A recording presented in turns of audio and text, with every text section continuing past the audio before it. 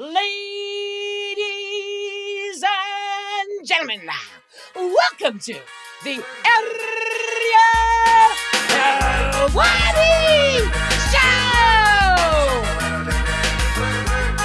Back in your life on this Tuesday, November 4th, 2025. Hello again, everyone. I sure hope you're doing well. It is great to be here on a lovely Tuesday afternoon in New York City. I mean, just look at it out there. The greatest city in the world, and a very big day here in New York City. It's election day. Da-da-da-da-da-da-da-da-da. Usually I would wave the flag, but Frank told me that was, what is it? Inappropriate. Election day, everyone get out there and vote. Exercise your right to vote. Now, it's not the the gubernatorial vote here? No. That's right. Is it a gubernatorial? Yeah. Oh wow, I just always wanted to say that. The mayoral. How do you say it? Mayoral? Yeah. I don't know if there's an I there. Who's gonna correct you? Who's to check, as the great Bob Arum once said. In any event, big day. Governor, mayor, a lot going on. I thought it would be fun to go around the room and ask everyone who they voted for. Frank, why don't you go first? Sure, man. Frank, do you even vote? Of course not. That's such a lie, by the way. You were there the first day of early voting. You were there. He was out campaigning. It was weird that he showed up wearing like one of those red berets today. With an I voted sticker. Frank, why so quiet over there? Just fading out the music, man. So fun. God, I feel so blessed to be here. What a time. What a group. We miss our good friend On Air Jordan. Very exciting things happening in his life, but I'll let him tell you about them whenever he returns. Keep my fucking name out your mouth. Hey, chill. Dan's doing a great job filling in. We've got a great show for everyone here today. And yesterday was a jam-packed show as well. I mean, it was a late one. We started off, it was looking like this. By the time we left, it was pitch black. The window was pitch black. It's a lot nicer like this, if I'm being 100% honest with all of you, and I usually am. We talked about gambling. We talked about referee miscues. We talked about all kinds of craziness. And then, of course, we had Steve Garcia on. It was a very, very, very busy day. And we have another very busy day as we inch closer to the UFC returning to this great city, not this weekend, next weekend, another Apex card this weekend. I'm very excited about today's show for a multitude of reasons. Back into the program, Marc Montoya, one of the best coaches in MMA, head man over at Factory X in Denver, Colorado, and also the head coach for one, Isaac Dulgarian. He is going to join us to talk about this massive news. He has some news to share. And the story is only getting bigger. And we're going to talk more about this story. I have more information to share from conversations that I've had with people since yesterday's show, because we were the first ones to report, thank you very much, that fighters are being approached with offers to throw fights. And since then, we have seen several fighters come out publicly and then retract, and I wonder why, their statements confirming this. I've also had people reach out to me on background, off the record, confirming this. And I have more intel to share with all of you. That will happen back end of the show, because we'll do it after we speak to Marc Montoya. All right? So stay tuned for that. Prior to that, we'll be joined by Aljamain Sterling. Would love to get his take on all of this. Plus the eye poke situation, which he was a little bit critical of Tom Aspinall last week. The newlywed, Aljo, going to stop by at around 2:35. John Martin is the man who has been tapped to fix the PFL. He is the new CEO of the PFL. He is a man who is very accomplished in his own career. For 4 years, he was the CEO of Time Warner. I mean, it doesn't get any bigger than that in the world of media. Prior to that, he was the CFO of the company. He's now the CEO of the PFL, and we're going to talk to him about all the changes that are coming. Why he's doing this, why he took this job, his background. Very excited about that chat. That will happen in studio in about 25 minutes time. He'll be joining us in studio. And what's also very interesting is their deal with ESPN is up at the end of 2026. So they're essentially going into the final year now. And they've got this event coming up in Lyon, December 13th, and then that's it. So This is a massive, massive stretch for the company. And then in about 6 minutes, we're going to be joined by Norma Dumont, who defeated Ketlen Vieira on Saturday. She's in the mix at 135. But first, breaking news since we last spoke. The Jake Paul-Tank Davis fight has officially been canceled. It is off. It is not happening on November 14th. It is not happening in 9 days' time in Miami on Netflix, and I don't think it's ever happening. So if you weren't a fan of this fight, I think you got your wish. Now, late yesterday night here on the East Coast, around, 9:30, 10 or so, Most Valuable Promotions, the promotion co-founded by Jake Paul and Nikisa Bedarian, posted this on social media. They posted that they were officially canceling the fight, saying Most Valuable Promotions immediately initiated an investigation. No, I had the wrong one. Okay, I'm reading this one. Most Valuable Promotions and Netflix have announced that Jake Paul versus Gervonta Davis, the one I was reading was the one from late last week, originally scheduled for Friday, November 14th at the Kaseya Center in Miami, Florida, will no longer be moving forward. Quote, our team has worked closely with all parties to navigate this situation responsibly, said Nikisa Bedarian, CEO of MVP. While we will not be moving forward with this event, our plan remains for Jake Paul to headline an event on Netflix in 2025. And that is what I'm hearing as well. They want him to fight in December. That is the hope. And they're actively looking for a opponent. More on that in a moment. Details regarding a new date, location, Jake's opponent, and additional bouts will be shared as soon as they are finalized. We thank Netflix, Kaseya Center, Seminole Hard Rock and Hotel and Casino for their partnership. Then there's some information about, fans who purchase tickets. You can see all of this online.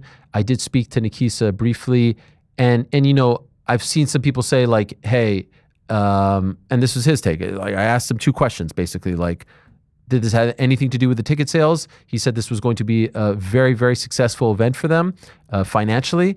And the other thing was like, Tank Davis has a checkered past. He had a checkered past when this fight was made. What changed? Well, obviously, two incidents, allegations, lawsuit. Since the fight was announced, they at the time felt like this was an opportunity for people to learn about who Tank Davis is, for him to show the world that he was a changed man, all this stuff and more. And that didn't happen, and they felt like they had to cancel the event. For the record, I feel like this was 100% the right call. You can't be a promotion that is so heavily invested in women's boxing and work with a guy who has allegations and lawsuits pending like Tank Davis does. You just can't. It's a mixed message, and what they're doing with women, I think, is fantastic. I think it's brilliant what they've done, focusing on women's boxing. It calls into question everything that they've done to build that up when you do a fight like this. And so there are other fighters, other opportunities. You have to move on. They said that they had an investigation. They looked into it. They feel comfortable moving on. And I think it was 100% the right call to move on. It is not the right look. It is not the right message. It calls into question everything that they're doing with the women, which I think is one of the best things that they're doing. And so that came out. Jake Paul posted a statement. Gervonta Davis is an actual walking human piece of garbage. Working with him is an absolute nightmare. The unprofessionalism, the bizarre requests, the showing up hours late to shoots, to the numerous arrests and related accusations and lawsuits. If you support this man, you support the most vile sin a man can commit. I didn't want to give this woman abuser a platform to grow his fans and to grow his bank account. My company champions women. I'm so sorry to everyone involved, mostly to the undercard fighters, to my team at MVP, and to my team who worked so hard prepping for this fight, sacrificing time with loved ones and kids just for this fool to lose his unintelligent mind. Again, it's scary that devilish men like this can rise to the top of culture and sports, including in positions of power. I hope you people moving forward look beyond his fake streetwear pieces of quote unquote swag and search for something deeper to be a fan of. As for me, it's on to the next one. As always, anyone, anytime, anyplace, Jake.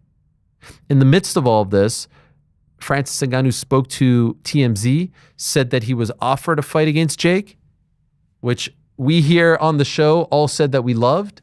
They said, we said that we thought it made a lot of sense for both guys. Francis disagreed. He said, quote, they reached out the other day and told me how they need a replacement for Gervonta.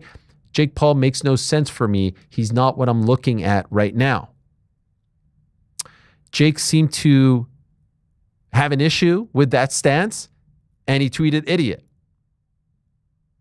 But it didn't end there, because once the dust settled on Tank Davis, Jake and Francis this morning have engaged in a back and forth, old-fashioned Twitter war. Here's Jake. Dear Francis, just say you already got humiliated in boxing and are scared to lose to Jake Paul. I accept that. You are light work, my friend, stuck in mud. Francis replies, choose your words wisely, boy. I agree that you need someone to discipline you for what you did to Mike Tyson, but stay in your lane. Jake replies, my lane helped your lane. I spoke up for you over and over again. No more. Look at yourself in the mirror. God don't like ugly. Maybe the truth is you are a fake, holier-than-thou actor when it's always been just about you. Maybe use your platform to speak on the youth of your country. Posting a flag ain't it. Instead of doing TMZ interviews like a con man to talk about me. Reality check. I sleep you in boxing and John Jones does in... Is that a bed? What is the last line there? That was a bed. All right. And then Francis replies to that. You did speak up for me in the past, but we are still not in the same lane. Grow up and don't fall so low. And then here's Jake and Sean O'Malley saying the grind doesn't stop. The move to heavyweight starts now. Did they get Sean O'Malley a custom fat suit with his tattoos on it? I think so. It's next level. The thing is, this back and forth only makes me want to see the fight more. Like, and now I'm more interested in the fight. I'm more invested in the fight. Like, if they just would have left it to the stuff yesterday, I would have been, all right, let's move on to someone else. But now I'm like, can we actually see this fight in December? Because that would be incredible. I just think the fight makes a lot of sense for Francis. It's a high-profile fight. It's on a massive, the biggest platform in the world. You could go out there and be the hero. You could be the last boss. You could be the final boss of this MMA story and end it and knock him out. You're bigger than him. And then for Jake, it makes sense because it's another MMA fighter who's a little younger, who's actually had some fights, who is bigger. Like, there's a real challenge here. It's to me almost like the more interesting challenge than him fighting Anthony Joshua at the moment, because there's a thread. The MMA stuff, now this back and forth. There's no heat between Jake and AJ. There's heat now between him and Francis. There's like legit, they were friends, they were aligned, PFL stuff, and now they're foes. I kind of dig it. And we'll get John Martin's thoughts on this. And I know that when Francis does his boxing stuff, he doesn't have to get the PFL's blessing, but I think this fight makes a lot of sense, and I think it would check off a lot of boxes. If you want Jake Paul to fight on Netflix, it has to be a super high-profile fight, and I think that this would be a pretty high-profile fight. Now, is it the most high-profile? Obviously, Terrence Crawford or Canelo, who's hurt, but those names, they will cross over more into the world of boxing. But this one makes a lot of sense to me. It really does, and that's the problem. This is like Islam and Ilya going back and forth when the fight isn't being made. It's like, it's only making us want to see the fight more. That's promotion 101. Talk smack on Twitter, make the fight. But I don't know. Nothing would surprise me at this point. They're actively looking. I know they are steadfast in getting a fight in on Netflix in 2025. This is what they want. And there's only so many dates left. It's November 4th. This weekend will be, what will it be? The 8th. That's Saturday. They sometimes go on a Friday. There's 8 weekends left or something like that, give or take. So we'll find out the answer to this question very soon. It's a tough blow, so close, and I really feel for the undercard fighters, especially the ones like on the prelims. It's a big payday for them, and they're not getting it, at least for now. So hopefully they can figure something out in the next few days. All right, let us move along and say hello to our first guest of the day. She had a big win over a top contender on Saturday, and since moving to the bantamweight division, she remains undefeated. She's on some kind of roll as of late. Nice split decision win over Ketlen Vieira, and she may in fact be now the next in line after Kayla Harrison and Amanda Nunes do their thing, whenever that may be. We're talking to Norma Dumont, who's kind enough to join us right here and now off the top of the program. Hello, Norma. How are you? Bom dia. Obrigado. And hello to my good friend, my old friend, Alex Davis, who is by your side as well, your manager. Hello, Alex. How are you? What's up, Ariel? How are you, my friend? Thank you for having us. It's a pleasure. Parabéns. Congratulations. See, I could do a little Portuguese as well. I could do a little Portuguese too. On the win, it was a hard-fought win for you, split decision. It was close. Before they read the scorecards, did you think you had done enough to win the fight? Foi uma luta dura, até a decisão, até anunciarem o resultado. Você tinha certeza que você tinha ganho a luta? Não, certeza não. Eu sabia que eu tinha feito um trabalho melhor no segundo e no terceiro, mas como foi uma luta muito, muito decidida nos detalhes, realmente a gente não tinha certeza de nada ali. Estava realmente esperando o que os juízes iam identificar como quem ganhou o segundo round. No, I wasn't really sure. It was a tough, the second and third round were decided on the details. And so we weren't really sure until we heard the announcers. I'm wondering what pleased you more, was more exciting for you, the win over a very tough and accomplished and respected opponent in Ketlen Vieira, or getting awarded your black belt after the fight? What meant more to you? O que foi mais importante para você? Uma vitória sobre uma lutadora experimentada igual a Ketlen Vieira, ou você ganhar a faixa preta? Eu acho que os dois são importantes iguais, assim, são muitos anos esperando por isso. São 13 anos de jiu-jitsu esperando a faixa preta e 6 anos de organização esperando tá entre as primeiras ali para conseguir um title shot. Então, acho que são igualmente importantes. I think both of them are important. On the jiu-jitsu side, it's 13 years working hard for a black belt.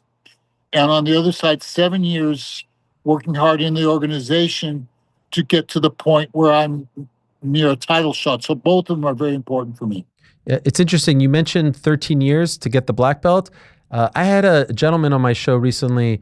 His name is Derek Moneyberg. And he said it took him 3.5 years to get a black belt, but he's never competed in an ADCC, IBJJF, Mundials, anything like that. Are you familiar with this guy? And do you think it's possible for a late 40-year-old to get a black belt without competing in just 3.5 years?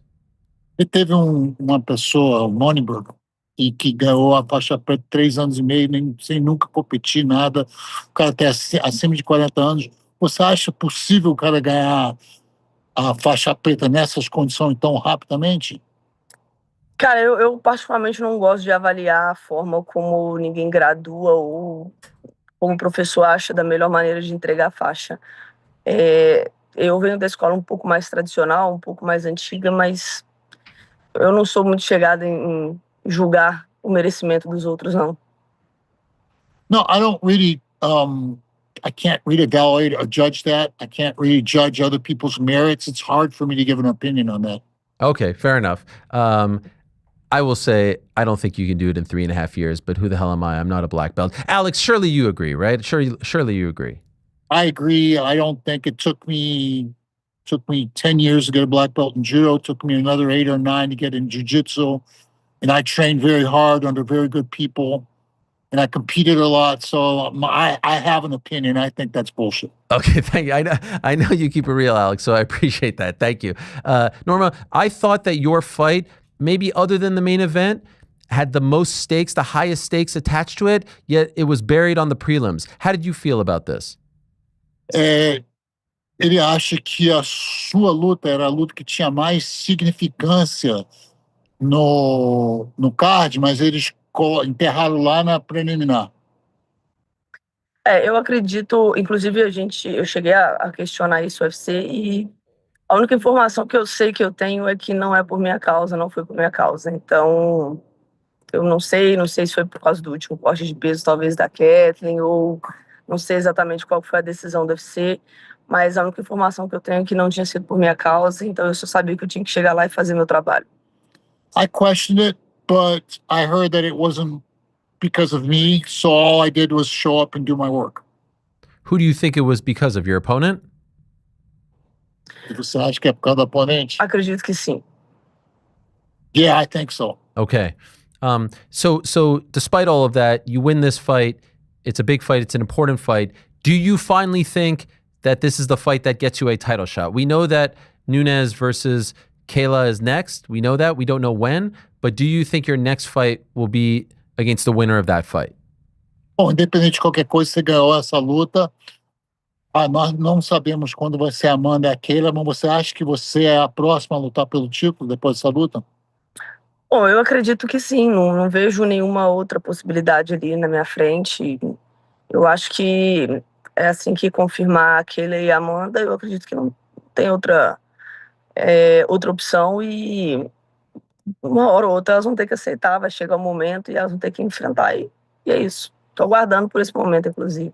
Yeah, I think that once their fight is matched, I don't think there's another option. I think have to be the next one in line. I don't think anybody can really complain about that. What would your response be to Juliana Pena, who thinks that she should fight the winner of that fight? Qual seria a sua resposta, Juliana Penha, que acha que ela que devia lutar contra a vencedora daquela luta? Eu acho que ela precisa tomar algum remédio, que essa mulher não é normal, não. I think she's going to be on medicine. She's not normal. What if they said to you, okay, you fight Juliana, number one contender fight, winner fights for the belt? Would you be open to that? E se falaram para você lutar com a Juliana e quem vencer essa luta, luta pelo título? Agora, pode ser amanhã, se ela quiser. Yes, tomorrow. Tomorrow. No problem. Okay. You feel very confident in that matchup. How come? Você parece muito confiante nesse casamento de luta. Por quê? Porque eu não acho que a Juliana tenha jogo para me parar ou para me vencer. Então, eu acredito, inclusive, que se ela aceitar a luta, eu adoraria fazer esse confronto antes mesmo do título. Problema nenhum. Yeah, I don't think that's a bad fight for me, and I would accept it before a title fight without any problem. Wow. Okay. Who do you think wins the fight between Amanda and Kayla? Quem que você acha que ganha entre Amanda e Kayla?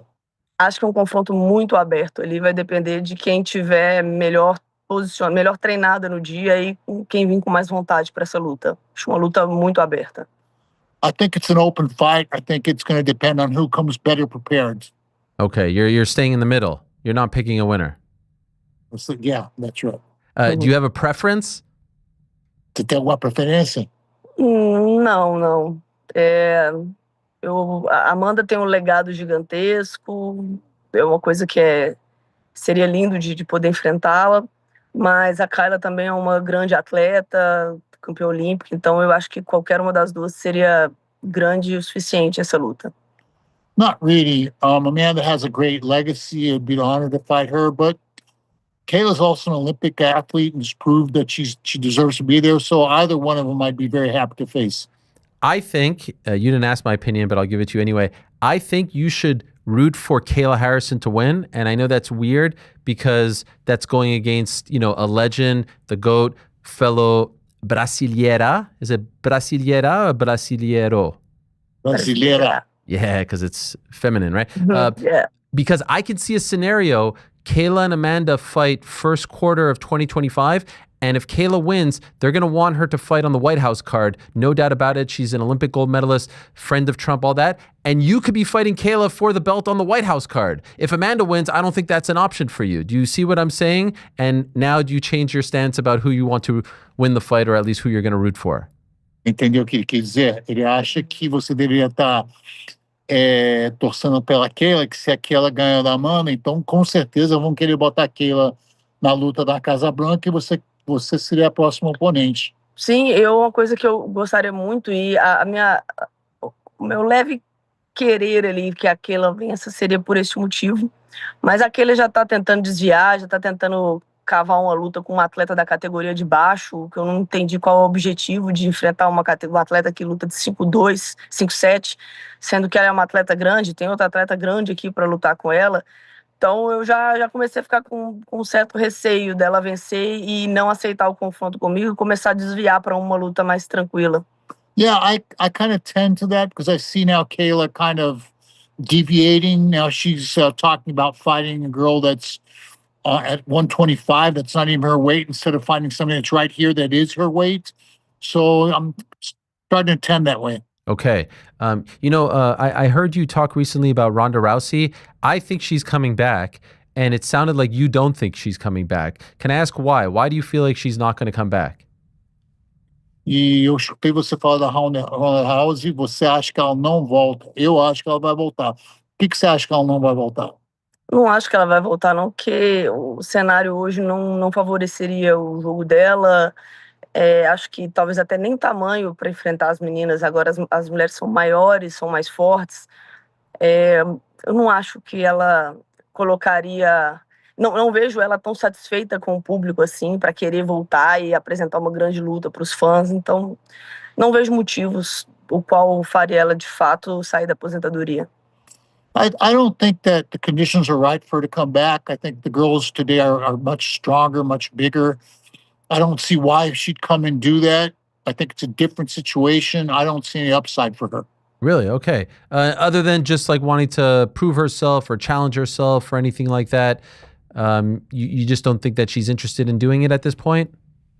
Você acha que a não ser para ela se desafiar, se promover, não tem nada interessante para ela nesse momento? Não acho, até porque ela reclama muito do público, ela reclama de como o legado dela foi tratado, então não acredito. Eu acho que ela só quer realmente aparecer um pouco na mídia, mas não acho que ela quer entrar no octógono de novo, não. No, I think she complains too much. She complains about her public. She complains everything. I don't think she really has a desire to go back into the octagon. I agree with you on that. Just curious, how would a fight between Norma Dumont and Ronda Rousey go in 2026?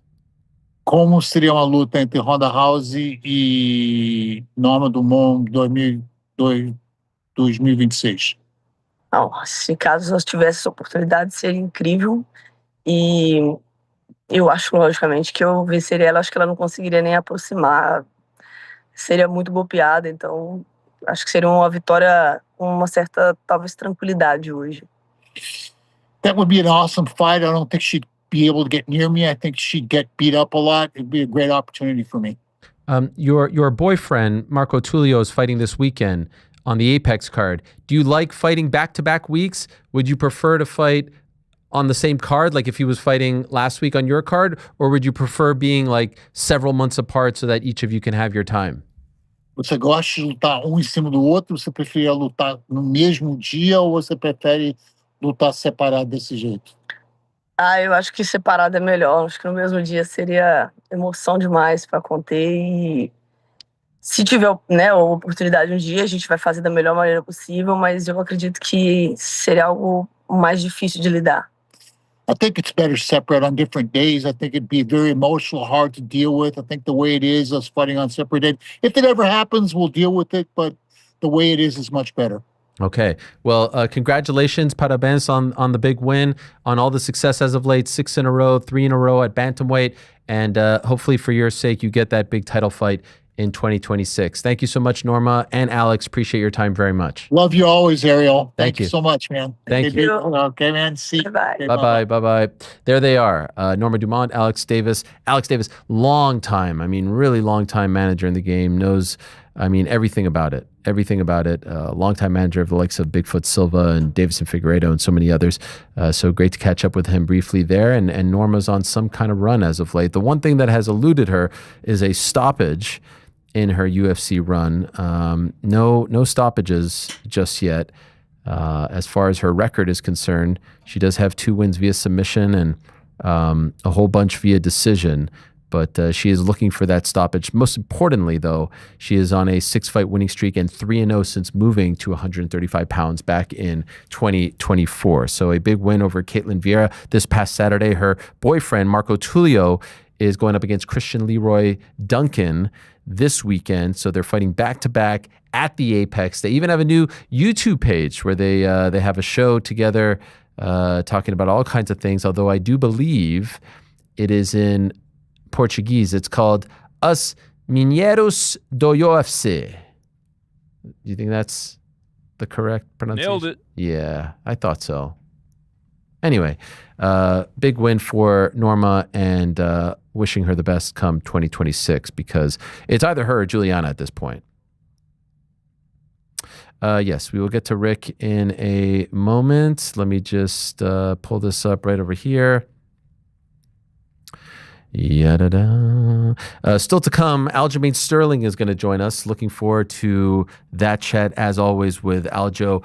Marc Montoya, the head coach over at Factory X, he's going to join us as well, talk about the Isaac Dulgarian situation. And we will talk more about that developing story, which is a wild one, and have more intel, more information, talk about what others are saying, both publicly and privately as well. So I am looking forward to that. That will be back end of the show. For now, though, very excited to welcome our next guest in studio. Oh, Frank, I forgot to turn this on.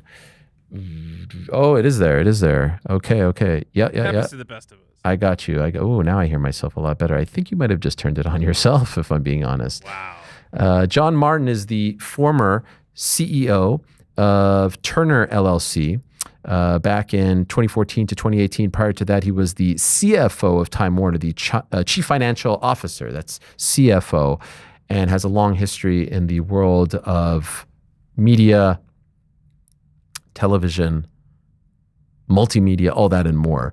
But over the summer, he was announced as the brand new CEO of the PFL. This was a very interesting hire, in my opinion. And I think right out of the gate, he has made a lot of interesting moves as it pertains to PFL. And with a massive 2026 ahead for the company, I'm really curious to see what they do. The biggest story, probably their media rights deal, which is up at the end of 2026 with ESPN. How do they navigate all of that and more? And so without further ado, let us say hello to John Martin, who is kind enough to join us in studio here. What a great honor this is. There he is. Hello, John. How are you? Good. Great to meet you in person. Likewise. Thank you so much for coming in. I really appreciate it. Thanks for having me. Do you live in the city? I do. Okay. Do you also live on the West Coast? Well, technically, yes. Okay, so I you're move back and forth. Okay, I'm really here now. You're a jet setter. Because the PFL offices, Just over in Union Square. Yeah. Just right up the street. and by the way, sleeves here on both arms. Yeah. I didn't notice that. Yeah. Yes. Yeah. Started when I was 40. Is okay, all right. No judgment whatsoever. But you don't see CEOs usually coming in with the tats sort of coming out of the long sleeve. It's so great to meet you in person. Likewise. Really appreciate it. Congrats on this opportunity. And I think this could be a very fun opportunity for the fans to get to know you and learn about your vision for this company. Because I think this is one of the most interesting stories to follow in 2026. Because as I was saying before you came in, the media rights deal and the ever-changing landscape, especially for the PFL and MMA. And so first, if we can just get to know you a bit and learn about you. I mentioned, your past with Turner and Time Warner. So did I get this right? 2014 to 2018, CEO of Turner, right? Yes. And then prior to that, you were the CFO Of Time Warner. Correct. Yes. Okay. What a run there. 2014 to 2018. I mean, and this is like TNT, TBS. That was a fantastic everything. opportunity for me. I mean, I was at Time Warner for 30 years.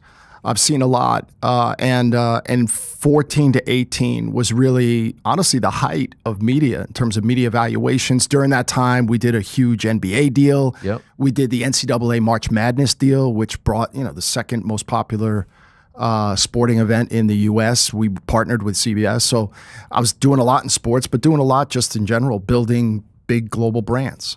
So you were there also in 2016 with the Trump stuff with CNN and all that. Yes. And when you look back on that period in your life with wonder and enjoyment, or was it super stressful? Well, both, but I was privileged. I mean, listen, I had an amazing career. Time Warner was very, very good to me.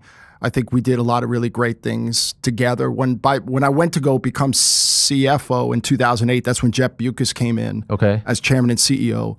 And from 08 till 18, a decade run, I mean, we had the best shareholder returns in media. Jeff was an amazing guy to work for, and we sold the company to AT&T. So it was a bittersweet end, but I feel so blessed. And to run a company like Turner was incredible. Did you ever think that we would live in a time so close to that time where you guys signed the deal with the NBA, where the NBA wouldn't be on Turner? No, it broke my heart. I will tell you, because that was like a 35-year partnership. Yeah. And it was so special to everything, Turner's culture inside the NBA, which was a show that I didn't start, but helped, steward and superintend, and the talent that we had there made all the difference. And so I really, really cherished getting to know all the people in Turner Sports, and they built some amazing brands. How I don't know if awkward is the right word, but how does it feel to see them now on ESPN? Same set, same music, same guys, but different branding. I'm cheerleading for them, Yeah. but it's not. It breaks my heart. Yeah, I mean, Ernie Johnson, when he left the Turner campus, was in tears. Like, it was really a family. I know that's very cliche. No. But for that group, that was really, really special. They were amazing. Could I ask, do you think in retrospect, the sale to AT&T was a mistake? No, I don't think so. If you're just looking at it from a shareholder return standpoint, 2018 was the peak Right. of all media valuations. And it's something that, as a leadership team, along with Jeff and the other senior leaders at Time Warner, we had been looking at the disruption that was going to occur in media for over a decade and really trying to analyze how big was this going to be, how seismic was it going to be. Netflix was on the radar screen of HBO very, very early because they were sort of in the same business. And what was interesting about Netflix coming on the scene was, for the first time, always was a debate. If you're a media company, is content king, like what you do, or is distribution king, as a cable company? And it used to be one or the other. And I had always said, well, it's not either or, you got to coexist. But what Netflix brought that nobody had ever brought before is the consumer experience, which was just better. Ad-free, always on. The interface was so much better, and we didn't have an answer to compete directly with that. Okay. And we knew that YouTube was coming and all these other distribution channels that are great for businesses like you're in were going to chip away at our business. And so we didn't have a natural competitive response for that. So, it was bittersweet for me because I would have loved to have stayed on, but I continue to wish them well. So between 18 when you leave and this summer when you take this job, what are you doing? I was doing a bunch of different things, mostly investing. I was an M&A advisor, mergers and acquisitions advisor for some of the largest private equity firms in the world. So mostly finance stuff. I made some about a half a dozen personal investments in early stage media companies. I'm a minority owner of a second division Danish soccer club because I grew up playing soccer my whole life. Yes, I do see, I have this, they're currently number one, right? Yes, this currently. We're having a Akademis Bold Club. Okay. Yes. Where is this in Denmark? In Gladsaxe, which is about 6 miles outside Copenhagen. Wow. How does this happen? Like, how do you stumble upon this? I have some friends that I played soccer with in college, and a couple of them were actually in the business. One was at MLS, one was an attorney representing athletes in Europe. And so they just asked me this was not a big ticket item. Sure. This was but more it's like fun, a Wrexham right? play. Yeah. It's super fun. I wish it go was a lot? closer. Yeah. I don't go that often, but we watch all the streaming games. Oh, amazing. There's a little group in New York that we get together and do viewing parties. So it's fun. I love that. Okay, so you're just kind of going by. Are you? So then a year ago, Ellison signs a deal to buy Paramount. Yeah.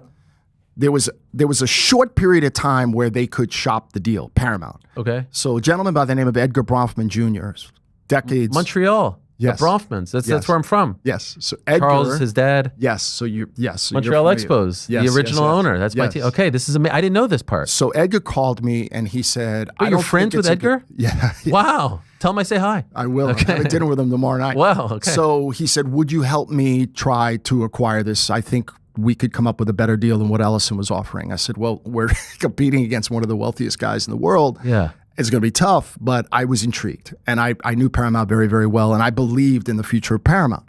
So we got together quickly. We raised over $6 billion. We needed to raise $8 billion. We couldn't get to that level.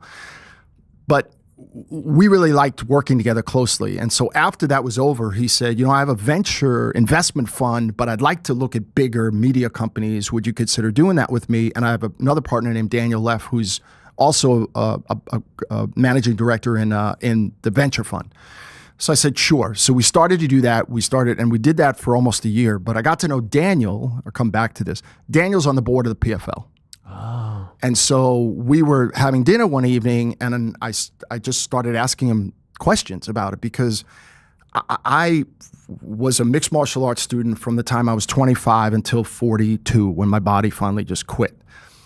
I saw UFC 1. I thought it was one of the most spectacular things I had ever seen. And yes, I was a student and I was already engaged, but I immediately saw that this could be really big in terms of a sport and in terms of growth, and what a fantastic thing.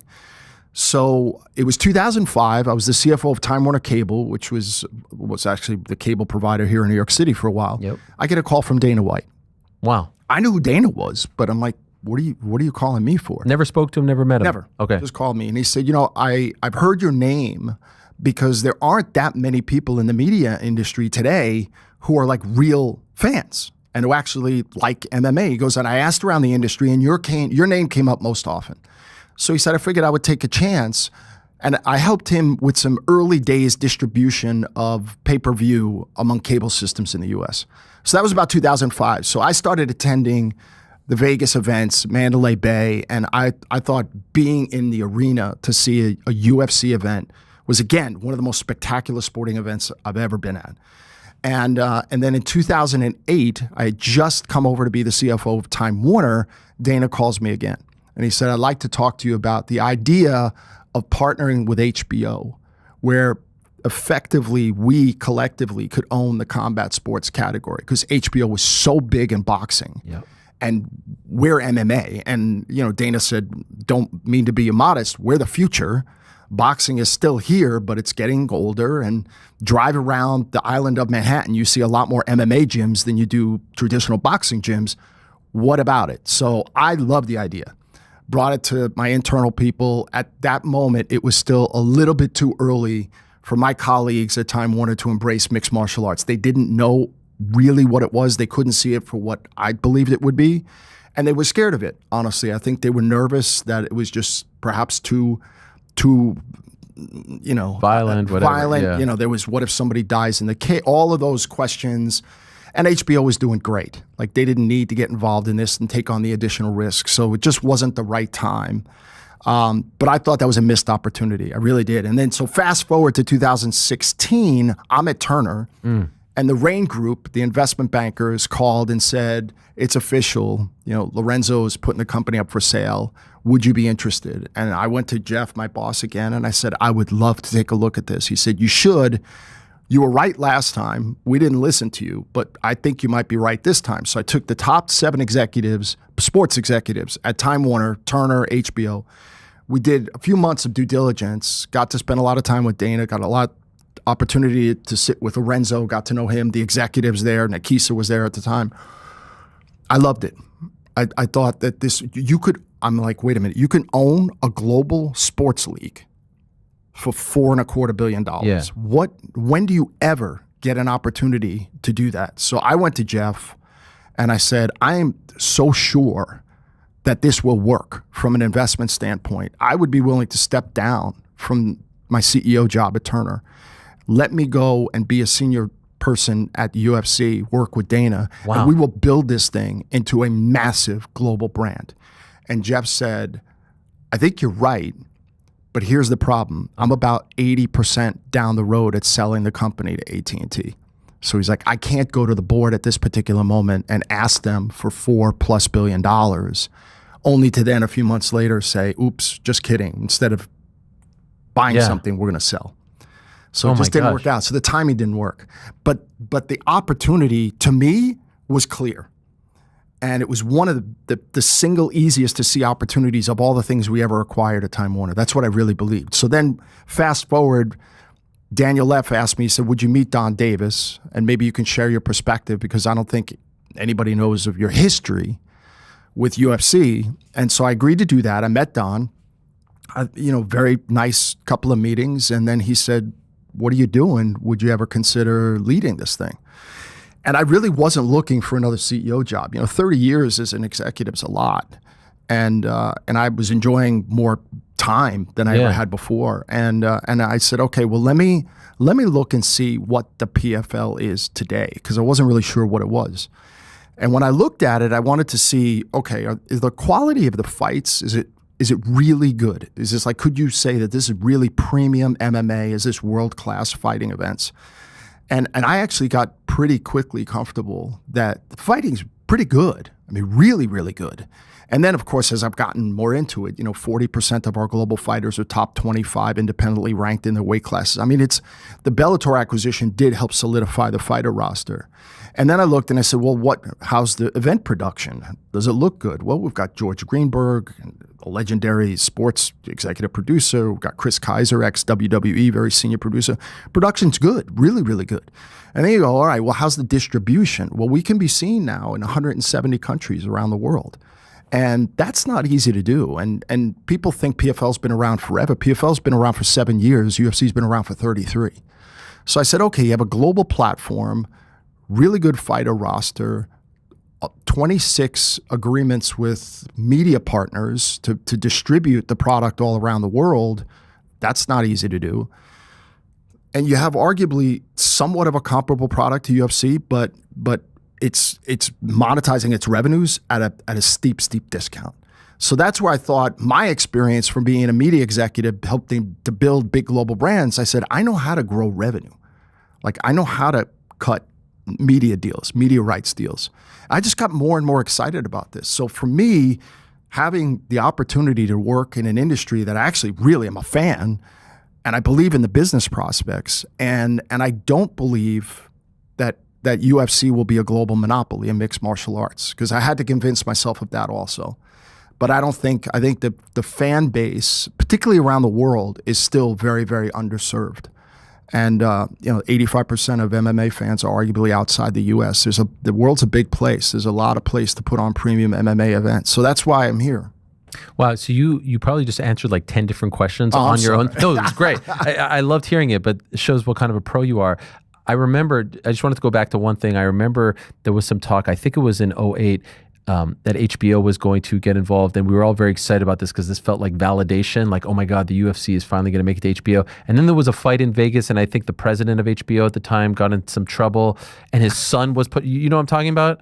Yeah. And his son... There was a Mayweather De La Hoya fight, I think. Yeah, and his son was pushing for it, and he didn't really want to do it. That is right. I was on the other side.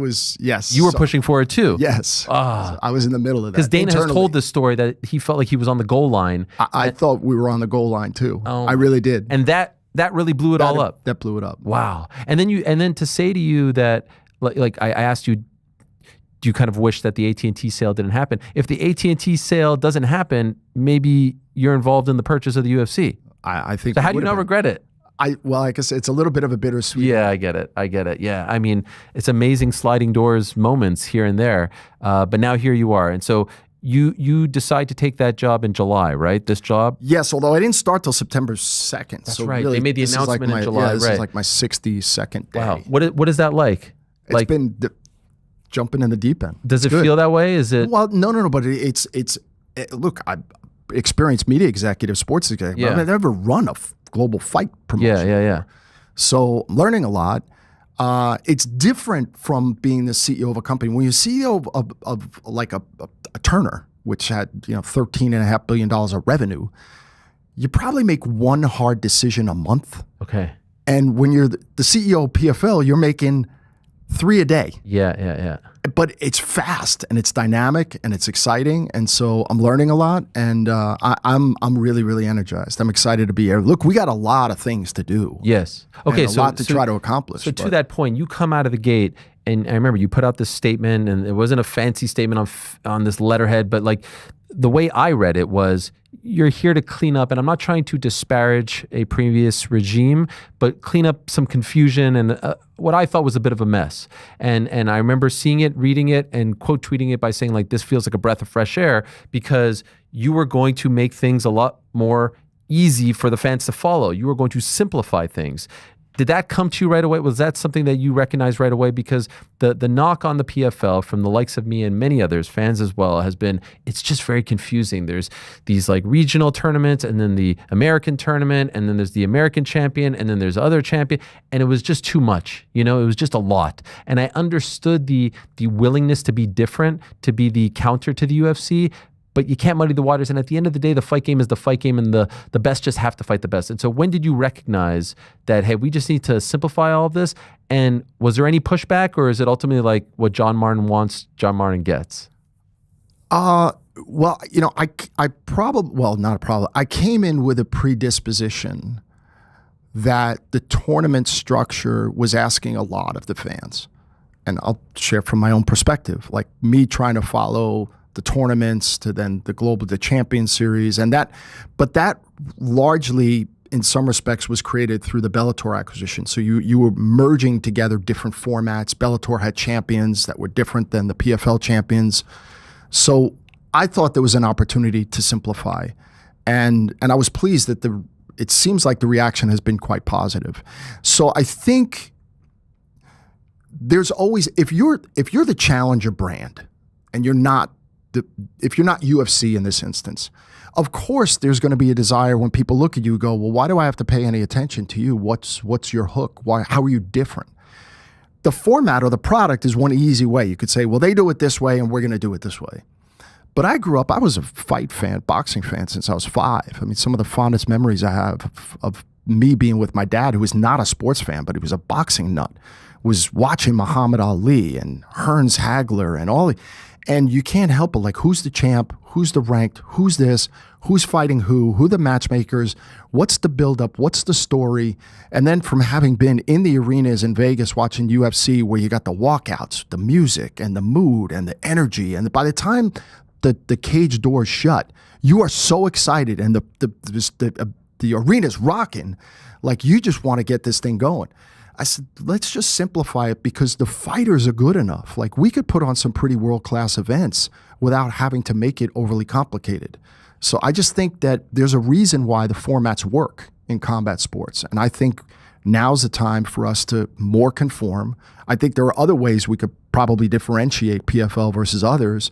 And the receptivity internally from the board and from Don has all been very, very positive. Right now, everybody's supportive of what I'm trying to do.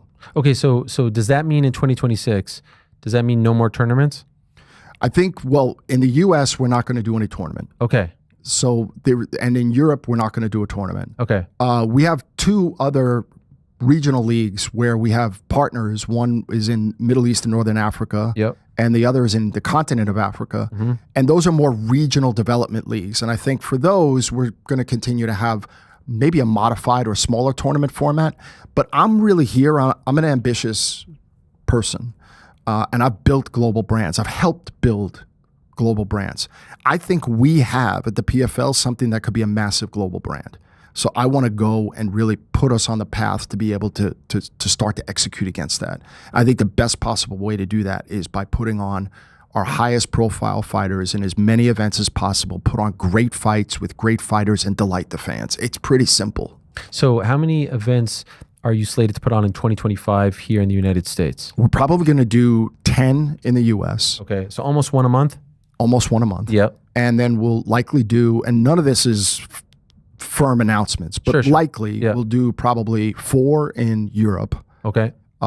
And a couple of outside, maybe in the Middle Eastern region that are global events. Yep. Like we just held one in Dubai last month. Yep. This wouldn't be like a MENA event. No, see, MENA will probably do 4 events. Okay. Africa will do 4. We made an announcement that we were going to launch a league in Australia, but we're still evaluating what that format is going to be. And I think Australia's a fantastic MMA market.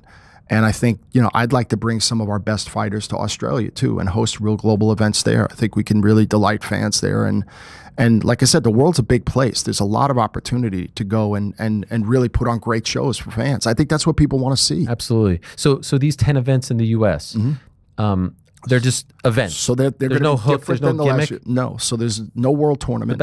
Basically kind of like what we just saw in Dubai. Yes. Just like this guy's defending his belt. Top of the card. Yeah. But either championship events or at that caliber. Amazing. Main events, co-main events. Does Champion Series still exist? Probably not. What's the point? Yeah, I mean, it's PFL Global. Right. Yeah, PFL. Right. When you make that decision, you have, and we'll get to your media rights deal, but you do have 1 year left with ESPN. Mm-hmm. Do you have to get their sign off, or as long as you deliver the 10 events, they're okay with it?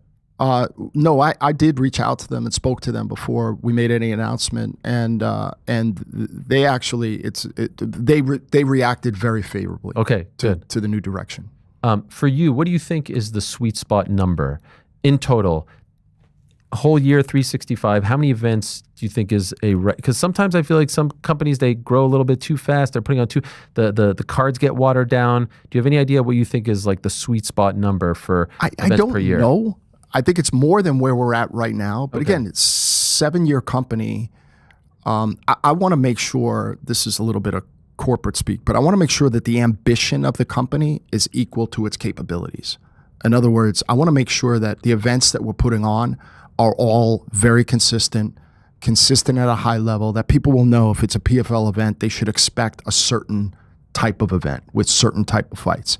And if we can replicate that ability and do it around the world, then I want to go where we can make it a business and where there is going to be fan receptivity. And I think we can definitely scale up from where we're at. I mean, Latin America is still fertile territory for PFL. Asia is still fertile territory. So if we start doing 4 to 6 in the MENA region and 4 in Africa and probably 4 Australia, New Zealand eventually, 10, at least 10 in the US. It's harder to break into the US a little bit because of the dominance that UFC has there. Although I think we'll start to get on people's radar screen more in the US because we're going to bring higher profile fighters there.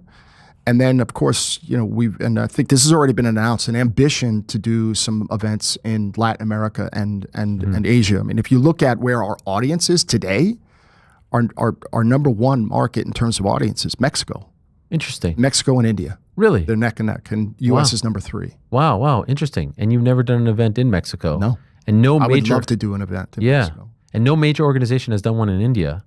Are you looking at that as well? I haven't in the 62 days. Yeah. Ambition, yes. Yes. But nothing to really. And another thing that it seems like, so it's just going to be one champion per weight class. Mm-hmm. Just like Costello Vanstinas is the champion at 185 and Corey Anderson is the champion at 205 and Usman. That's it, right? Mm-hmm. Yes. Nothing else. Mm-mm. Okay. And you're starting to add more, like the Cyborg fight in December and Fajeda.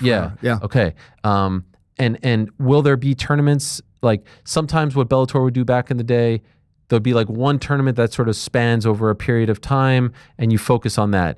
Or are you kind of tired of tournaments and you just want to focus on the best fights possible? I think for now, the best opportunity for us to elevate our brand is to focus on the best fights with the best fighters. But I would never say never. Sure. There could be these one-off super fight events where, who knows, it could be country versus country. Or I know we were having some casual discussions in the continent of Africa, which I have to learn a lot more about. Sure. But the country rivalries in Africa are pretty epic. Right. So there's some really interesting things we might be able to do there. But, PFL is the first MMA organization that really held a premium MMA event in the continent of Africa. We've now done 3. By the end of the year, we'll do 4. I know that there are some fighters who, when they sign deals with the PFL, the tournament is a part of their contract. X amount of.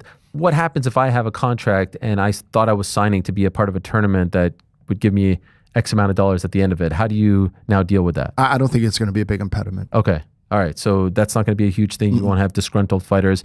That was long before you came this year, early portion of 25. This was a bit of a theme where some names were kind of publicly saying they wanted out or they were frustrated. It seemed like a lot of the Bellator guys who came over. Only one recently, Larissa Pacheco, she just all of a sudden got released. A, can you tell us about that? And B, what do you gather? I know you were in Dubai. What is the mood right now among the fighters? Do you think that ship has sailed, that storm has passed, and now it's more smooth sailing? I hope so. I mean, look, after being here 62 days, I think I would be naive as to say that everything is looking smooth sailing. Right. But that's my goal. Okay. And I know in the past that there was some, there was a digestion or an ingest, I don't know what the right word is, of the Bellator fighter roster. And there were a lot of fighters that joined very, very quickly. And there were problems fighting them as frequently as I believe the fighters wanted to fight. So we've rationalized, and all this happened before I got here. Yep. We've rationalized a lot of the roster. I think I'm pretty comfortable with where the fighter roster is now. And we want to utilize the fighters that we have and keep managing it in a way where we can give the fighters the best opportunity to make a career. What happened with Pacheco? I don't want to get into the specifics of that. Okay. I think for Larissa, we wanted to give her an opportunity to to fight and possibly pursue a weight class that we just didn't have a depth or quality fights for. Okay. What is the sweet spot number in terms of fighters on the roster? I don't know if we're exactly at the sweet spot. Yeah. We've got about 100 that we call global. Okay. And then we've got about another 125, 30 or so that are more like in the regional league structure system. So we have about 230. And you like that, or do you want more? Do you want less? Well, I want the best fighters. Right. I think we're at a quantity now, though, where it's manageable.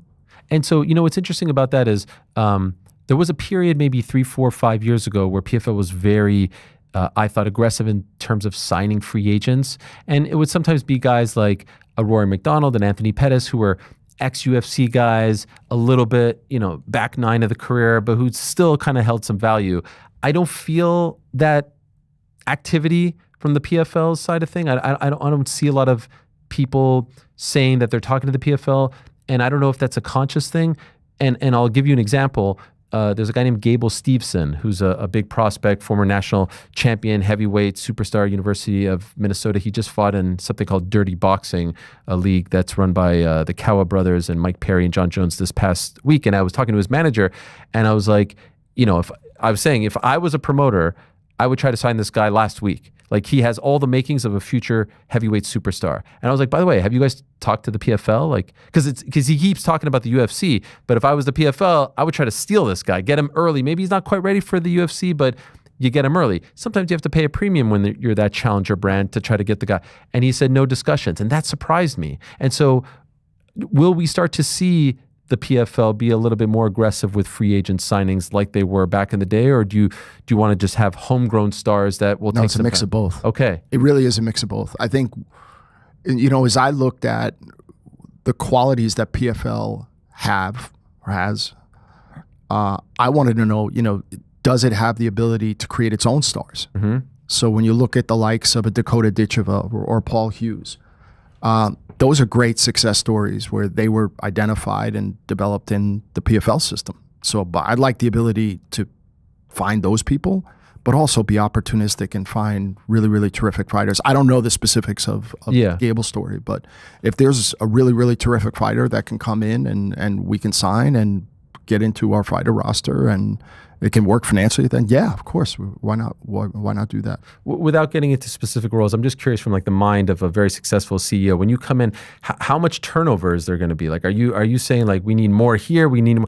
I sort of view you as someone coming in and like taking over a baseball team. And sometimes when there's a new regime, you want to bring in your own guys. And so again, I understand we're talking about people's lives and jobs and things like that. And I'm not suggesting you to fire anyone or anything like that, but like how much of that is a part of I think as fans, we just think of the fighters, but there's a whole organization, right, that you're trying to make into a powerhouse as well. And so how much of your time is spent on that as well? It's been early days, but yeah, sure. I mean, but that gets back to what I just said. I want to make sure the ambition is equal to the capabilities. And I think the capabilities that PFL has today is really good.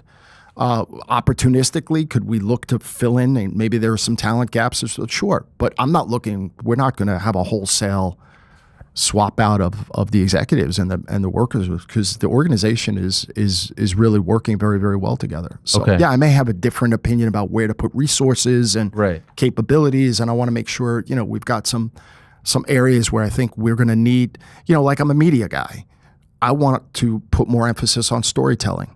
There's never been more and more ability to tell stories, and fighting is a perfect runway for what gets people involved in the fight story are the stories. Mm-hmm. Who are the fighters?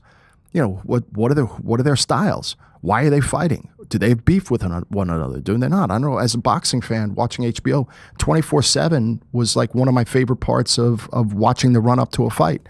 So I think we need to do more of that. And we may need to build some capabilities on that front. And we need to get more sophisticated, like a lot of growing up companies do, in data, and how do you make decision making, and how do we take the data and information that we get and make that informed decisions from that, and how do we take our social engagement, which is arguably better than it should be versus where our TV audience is, and how do we build on that and then ultimately monetize that? So I have really, really good fighter operations people and really, really good executives. I'm spending time in both, because I'm accountable for everything. Right. But it is, you have to think of it almost with two sides of your brain. It's like, no, this is a business. So we can't just be worried about I wish I could spend more time with the fighters. It's actually fun. Yeah. It really is. That's why I was kind of in this. I'm like a Yeah. kid in a candy store, like just getting to know these people. And I was really, really surprised early on just how humble many of them are and just how thankful they are that they're with the PFL. And that's very, that's near and dear to my heart because it makes me feel like I'm doing something good in the world, that we can provide these people with an opportunity. They're great elite athletes. But yeah, it's got to be a business. Right. So I'm spending a lot of my time doing that too. Okay. They, for the most part, they are all like really wonderful people. They really are. The people I've met are extraordinary human beings. I remember when the Bellator acquisition was made official, Don Davis was actually on this program, and he dubbed the PFL as the co-leader. And this has been a term that has kind of, I don't want to say followed him, but has been brought up a lot. Like, how dare you compare yourself to the UFC or say that you're a co-leader? Do you agree? Do you think that the PFL co-leader? Co-leader. Do you agree with that sentiment? That's a word. I'm not gonna take issue with what Don said. I am very, very respectful of the UFC. I think I've even been quoted as saying, yes, we're in the same business as them, but we can succeed at PFL by continuing to help grow the category and just be more successful at doing what we're doing. I think there's plenty of room for multiple successful MMA organizations. UFC is a clear leader. So I probably wouldn't be brash enough to say we're the co-leader. We're not. But we have ambition to grow and be bigger and more valuable. And that's what's energizing me and getting me excited every day. And so you mentioned your media background, and that leads us to 2026. And what a massive year it is, right? This is the final year on your current deal with ESPN. I did see an interview that you did. You were over in the UAE, right, recently, and you did talk about the relationship with ESPN. And correct me if you feel like I'm miscategorizing your sentiment, but it seemed like you felt like they could push you a little bit more, market you a little bit more, and promote you guys a little bit more. Is that an accurate assessment of what you said? Yes, I think it is. And I'm not looking to pick a fight with them because I think it's a blessing that PFL is on the ESPN platform. But we were on the same platform as UFC. And again, paying respects to the leader, the marketing, the promotion, the consistent scheduling went to UFC, and we didn't get that. Our scheduling consistency has been very uneven. We share time between ESPN1 and ESPN2, and arguably it's been more on ESPN2. We don't get very much marketing and promotion. And if I'm trying to build the brand, my question for ESPN, and I haven't really started discussions with them because I'm going to want to know, do they want to be in mixed martial arts or do they not? And I hope the answer is yes. And I would like 2026 to be a great demonstration that we could be fantastic partners. But as I think about beyond 2026, our goals are really not any different than what UFC's goals were. It's more money. That's of course very, very important. But we would love to be with a distributor who really wants to help us build our company because we're going to help them grow their audiences. And MMA and PFL has very attractive audiences for a network and bigger audiences that I think people understand.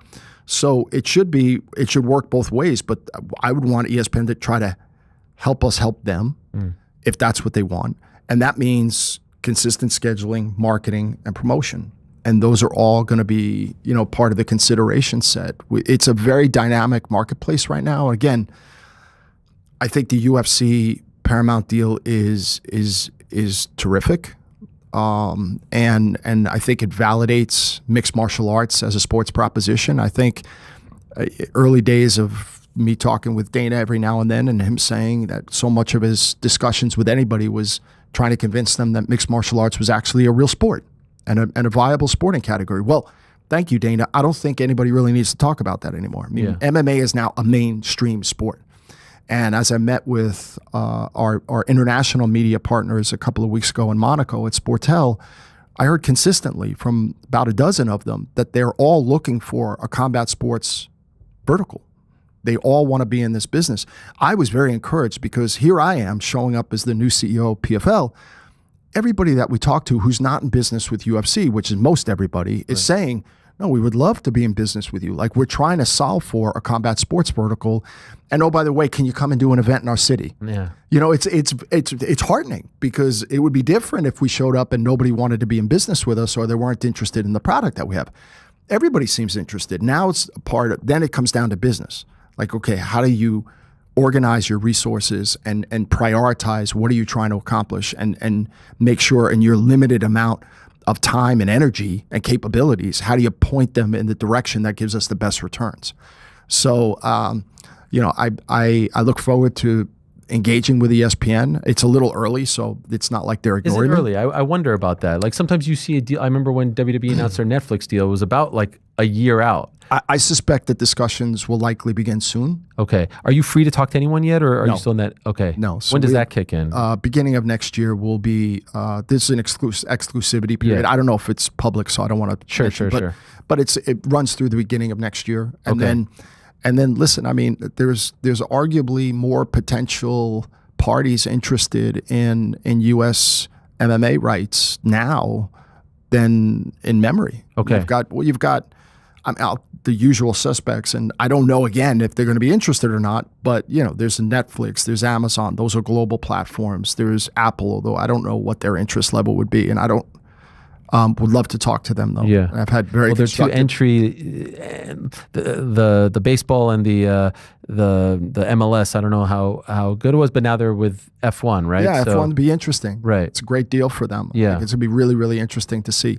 But then you look at the more traditional broadcasters. You've got NBC is splitting itself into two.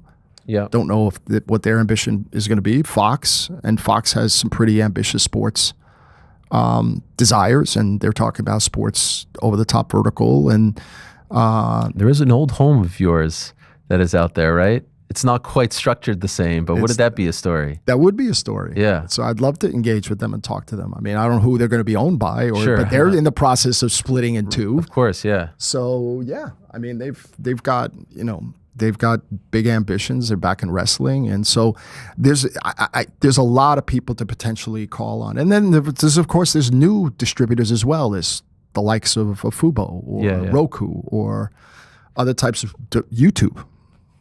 UFC leaving ESPN, is that good for PFL or bad? Well, I don't want to be presumptuous. I could certainly make an argument it's good for us.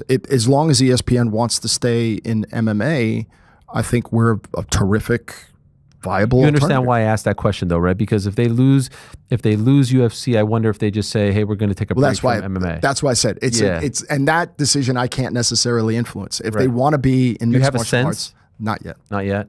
So the conversations have been very brief at this moment. I know you just said like 60 something days you're in. Yeah. So I mean, we've been focused on just finalizing the 26 schedule. So that's Okay. that's what we're doing. And Is and it they've been really finalized? good to work with. Not yet. Not yet. But it's close. but in terms of venues and things like that, And dates. will we start and to- networks. you know, the venues, especially here in the US, like there was the Universal Studios shows, which I thought was a big mistake.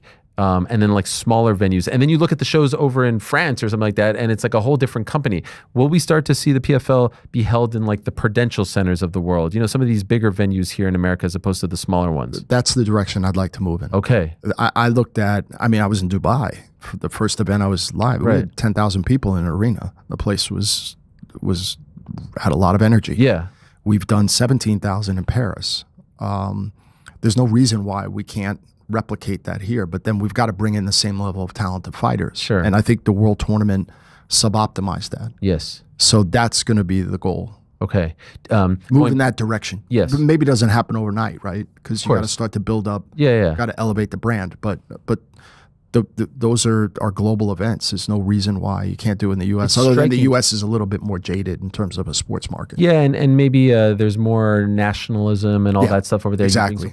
But like, it's striking to me. Like, we'll watch this event in Lyon in December, and it will come across as a completely different company Yes. as an event here in Atlantic City, or you know what I mean? I think the organization is energized on elevating our profile in the U.S. Okay. I think it's really important. It'll help us in our U.S. media rights discussions. I think a lot of rights partners will be surprised because they're probably paying less attention to what we're doing internationally. But internationally, I mean, it's a it's a comparable product to what UFC is doing. Is there a world where you do more events internationally than here in America, where you become more of a European brand, for example, than an American brand because it's so successful over there? I think that the answer is we'll wait and see. Okay. I would like to make a real go of it in the U.S. Because I like to, let's face it, where's the big media money? Mm-hmm. It's in the U.S. Yeah, yeah. So I'd rather fish where the fish are. But PFL is being quite successful outside the U.S. and there's a lot of areas like in Dubai and UAE and Saudi and in France. France is doing really, really well. Yeah. Where you look and you see the scale of the events that we're successfully putting on, and the gates are growing and the fan base is growing, and you say, okay, if we don't crack the code in the U.S., which I believe we will, but there's a big viable business outside the U.S. Going back to the media rights deal for a moment, is there a number in your mind that you think this is worth for you in the U.S.? I always like to say what makes the market is we'd like to have two bidders at least. Yeah. Because I can do math. So you look at comparables and you say this audience to this, take a discount because we're not the biggest brand. I mean, so yeah, there's a number. It's meaningfully higher than where we're at right now. But yeah. Is that public? No. No.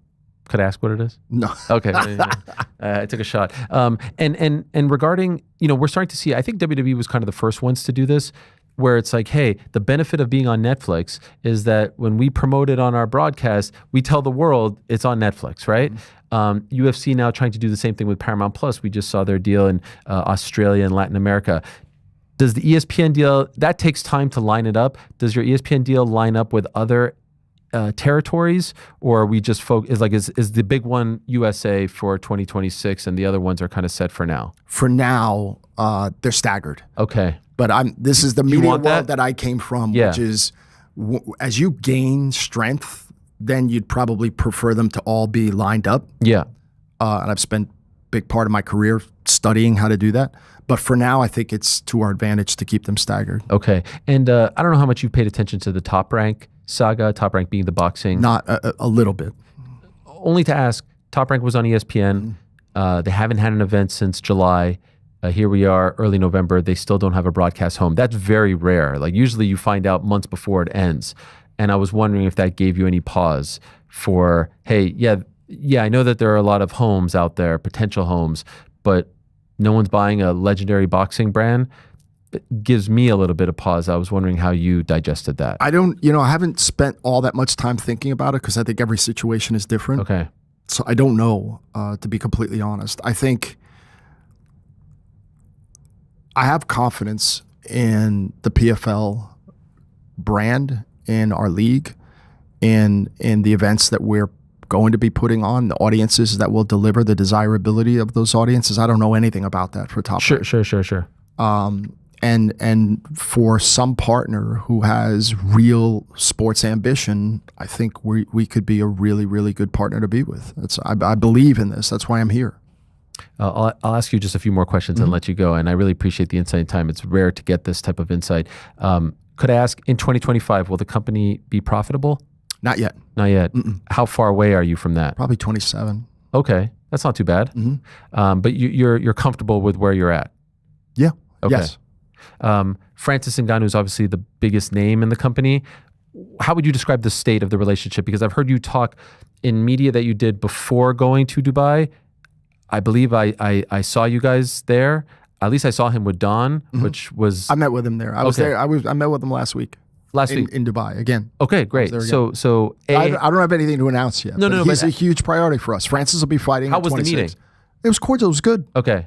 And he knows we want to put something in front of him that's going to be good for him and good for us. Okay. And so you think he will fight for the PFL in 26? Yes. Yeah, because he still has one fight left on the deal, right? Mm-hmm. Okay. And you felt a willingness and an open, dialogue from him. Francis wants to fight. Yeah. Okay.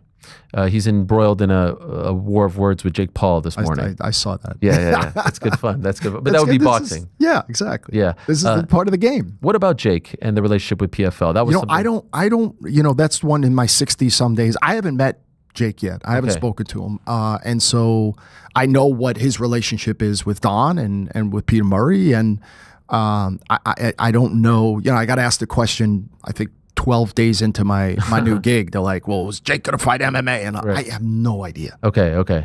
But he has a relationship with the PFL. If he ever does anything in mixed martial arts, I would love for it to be with the PFL, but I have no insight or anything that I could add to that at the moment. And he's got his own thing to solve right now too. Right. It's unfortunate what happened. Yes. This is a very sort of like nerdy fight granular thing, but just curious your thoughts. Uniforms. How do you feel about uniforms in the PFL?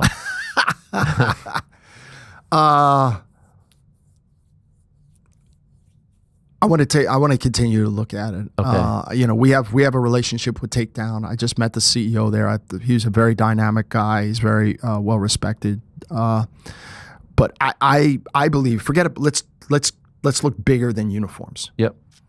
One of the things I think that's so amazing about the fight game is that to tap into the personalities of fighters.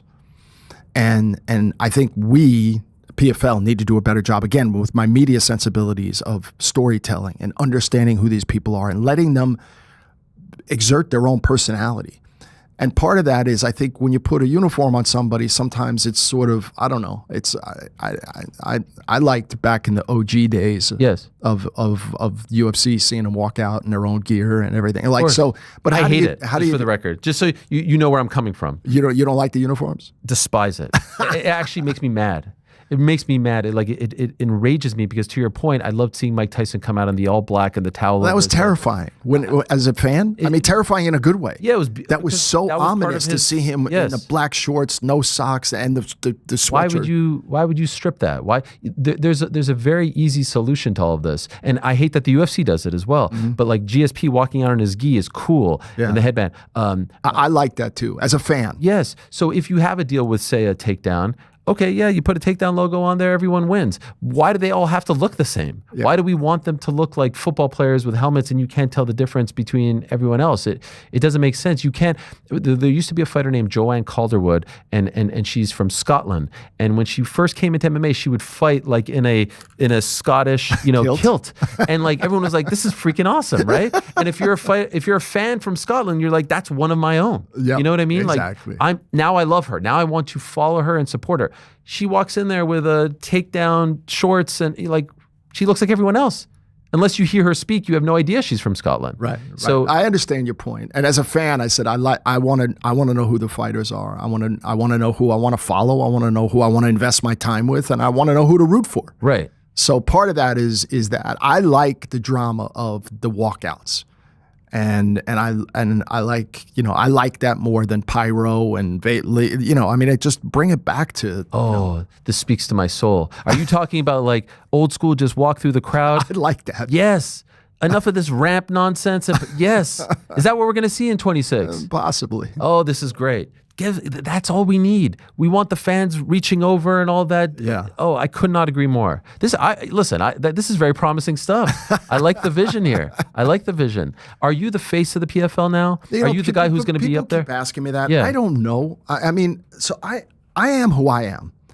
I'm a business person who's a big fan and who's been in and around media for a long time. I mean, when I was a CFO and between Wall Street and press and CEO of Turner, I did tons of media. I don't mind doing it. I like sitting down and talking about the business. You could see how excited I am. Sure.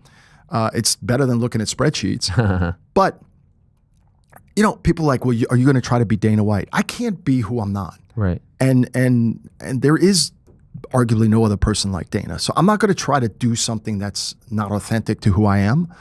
I do think we need a bit more of promotion. Whether I'm that person or I'll find somebody else who could possibly come in and be that person, or maybe we have somebody in the organization that could be anointed to be that person. I don't know the answer yet.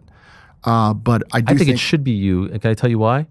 Because when you speak, I believe that you are the one making the decisions. Right, I understand. So you can't put a figurehead up there, because if I'm asking the figurehead in this specific instance, he's in the back of his mind saying, oh, I can't say anything because I don't want to upset John or Don, right? I do understand that. So I think whether you like it or not, I think you have to be the guy at this point. And I'm wondering if you're comfortable being the guy at the dais telling the world you have to watch this show, or being in front of the fighters and all that stuff. Yeah, I'd be fine doing that. Okay, is that what you're going to do? I think so. Because I think you did it in Dubai, right? I did it in Dubai, yes. Were you okay with that? Yeah, it was like fine. Here you are like, a month into your job and you're standing in between Usman and Paul Hughes. Yeah, I like that. Okay. That was fun. That was a tough one as far as the scorecards were concerned. There was that one scorecard, the 50 to 45, and I thought, I know you guys aren't the ones. Any MMA fan knows that, but I felt like it was a black eye on the fight.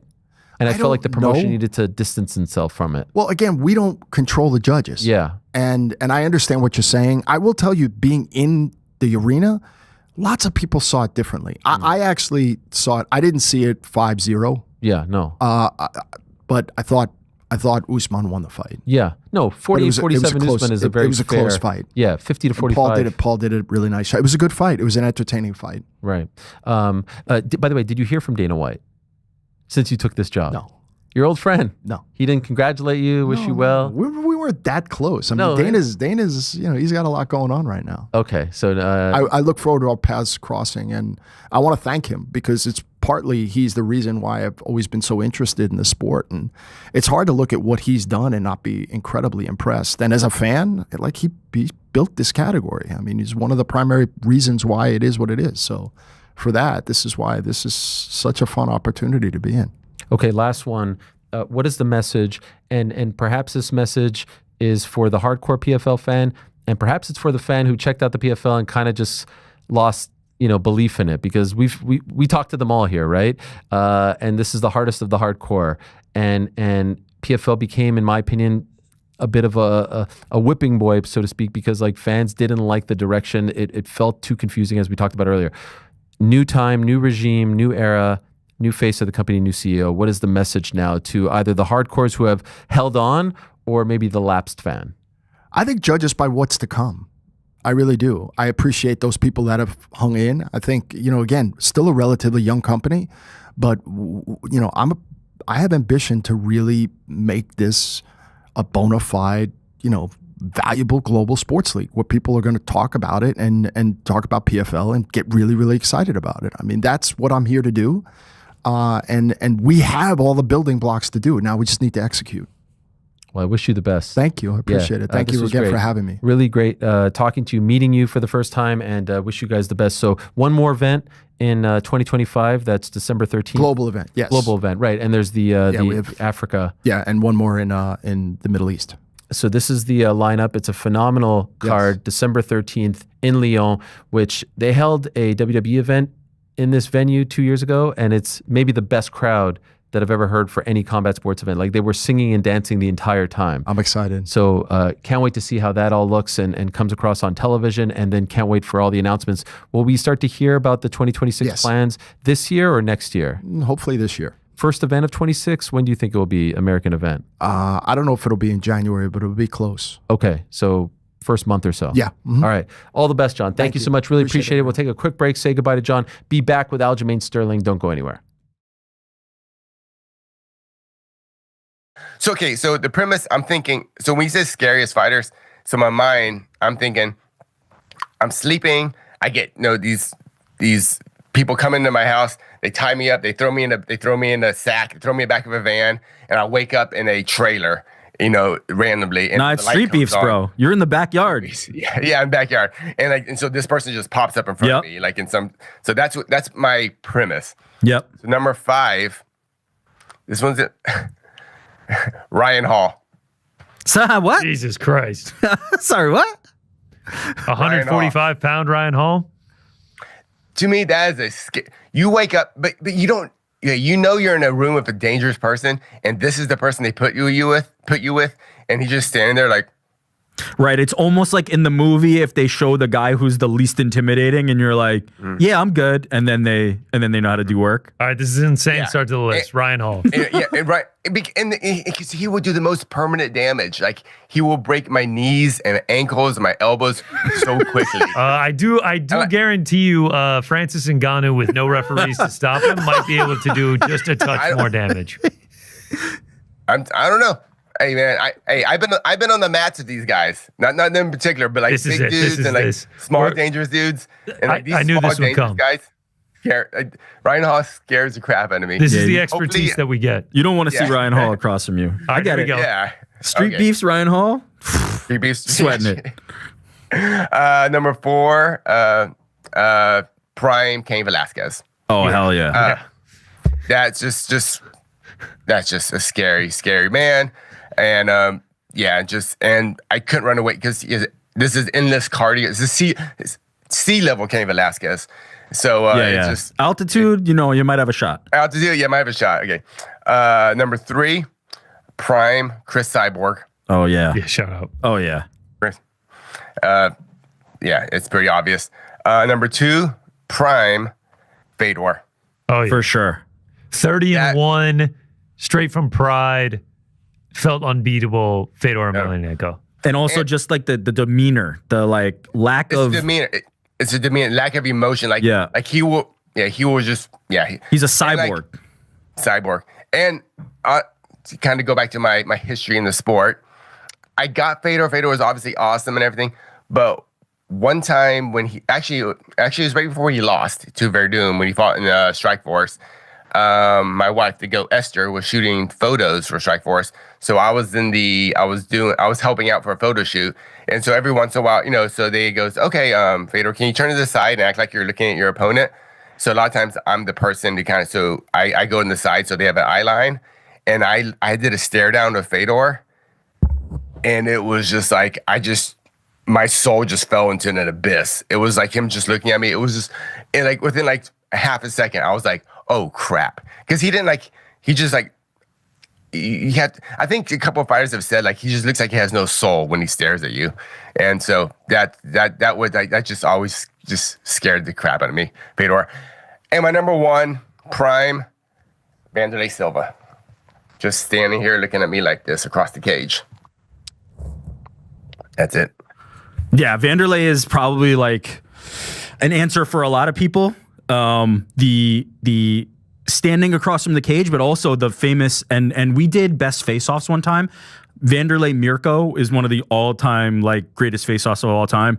One of the scariest dudes just to see, and then like the fighting style to match it. Vanderlei is a great pick. Great list. Although I will say, I don't think the Ryan Halls and if you know. Okay, back on the program. That was our very own E. Casey Leiden, who's working on another project for us right now that will come out next week, making his BITB debut. And what about John Martin? A breath of fresh air, I do say so. I really do feel like he's got the right mindset, like the ideas. A fitting interview on this Decision Day 2025, right? It felt like these are his policies. This is what he believes in. And now it's time. Obviously, he's not campaigning, but now it's time to put them into practice. So I thought it was promising stuff. I don't know if anyone's back there. Is anyone We're back there? We're all back here. Oh, yeah. What'd you guys think? Yeah, we're here, man. What do you guys think? It was great. I like the stuff about the walkouts. I love the stuff about getting rid of the tournaments, simplifying things. This is all very promising stuff, in my opinion. Maybe the uniforms going away too? What?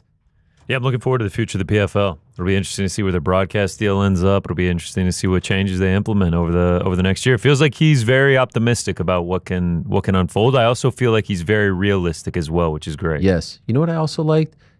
I asked him the co-leader thing. He's he's not trying to be confrontational towards the UFC. He's not trying to pick a fight. He's not trying to disparage. No sneaky shots like, hey, they're doing their thing. Much respect. You've been doing it way longer than us. We're going to do our thing and just focus on growing our brand. I think that's the right way to go. Just there's enough out there to be. They are number 2 by default. So act like number 2. And put on the second best product in the sport. And sometimes you'll put on really, really great events. And I think that's what they should be, that's what they should be focusing on. Now, there's a couple of other items that I wanted to get to before we get to Aljamain Sterling. I saw this tweet via Damon Martin of MMA Fighting, quoting something in Variety, saying that the UFC White House card won't just be a fight event. Quote, dignitaries from around the world will attend a dinner and then head to the octagon to watch the fights alongside President Donald Trump and Dana White. How about that? That's fun, right? I wonder if we'll be invited. I was just wondering the same thing, yeah. Send me a plate, DT. Also, I'm seeing this, Damon Martin reporting this from the world of cinema, Hollywood. Did you guys hear breaking news, Frank? Roadhouse 2 coming out. How about that? You guys excited about this? Hype. Yeah, as attendees of the premiere of the first one, I can't wait for this one. And they're But claiming... What about this twist? What about this twist? No Conor McGregor, but former foe Dustin Poirier and potential future foe Michael Chandler in the film, also appearing. Tyron He's Woodley's already dead. Yeah. Stephen Wonderboy Thompson and Michael Venom Page. It's like a full MMA film. If I'm not mistaken, didn't McGregor... Oh, no. I was going to say, I thought Did he die? Yeah, I was going to, don't But he want any walks- spoilers yet, but then he walks out at the end. Yeah, it's like 2 years old. Ass showing in the... Yeah. In the hospital gown at the end. Yeah, so he lives, but now we won't get to see him. That's a bummer. It definitely seemed like they were implying that he was dead, and then it ends with him walking out. I don't know. I'm sure there'll be some kind of explanation given, but what about the fact that it's Poirier, that it's Chandler, who don't like each other, Does right? that feel like a little bit of a dig? Why does it have to be two guys? I know, it's weird. Woodley, he had his thing with Woodley, 205. I like this. Also, who the fuck is we? How are they going to get along on No, the that's what I'm set? saying. Like, they actually don't like each other, these guys, or Yeah. at least I thought. They are former foes in their own right. Woodley out there. MVP, was there a fifth one? Wonder Boy. Wonder Boy. Yeah. What's Woodley and Wonder Wonder Boy. What's Wonder Boy going to do? I feel like he's going to be the nice guy in the movie. Yeah. So is it just MMA guys? Or is Gyllenhaal in there? Oh, yeah, Gyllenhaal's in there. Oh, he is? Yeah. Interesting. So why no Connor? You think they couldn't come to terms? Or maybe he's... It's a hard bull to wrangle these days. Yeah, he's off social media. No problem, mate, yeah? Yeah. He's locked in. He's absolutely locked in. So anyway, still to come on the program, Marc Montoya is going to join us, the head coach over at Factory X. He is also the man who was cornering Isaac Dulgarian on Saturday, this now much talked about fight, which is at the center of this gambling controversy.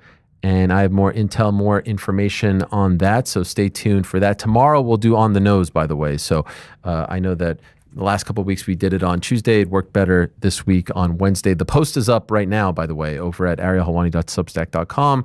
So please go there right now if you want to leave a question, comment, or two. Now, without further ado, let us go to our next guest.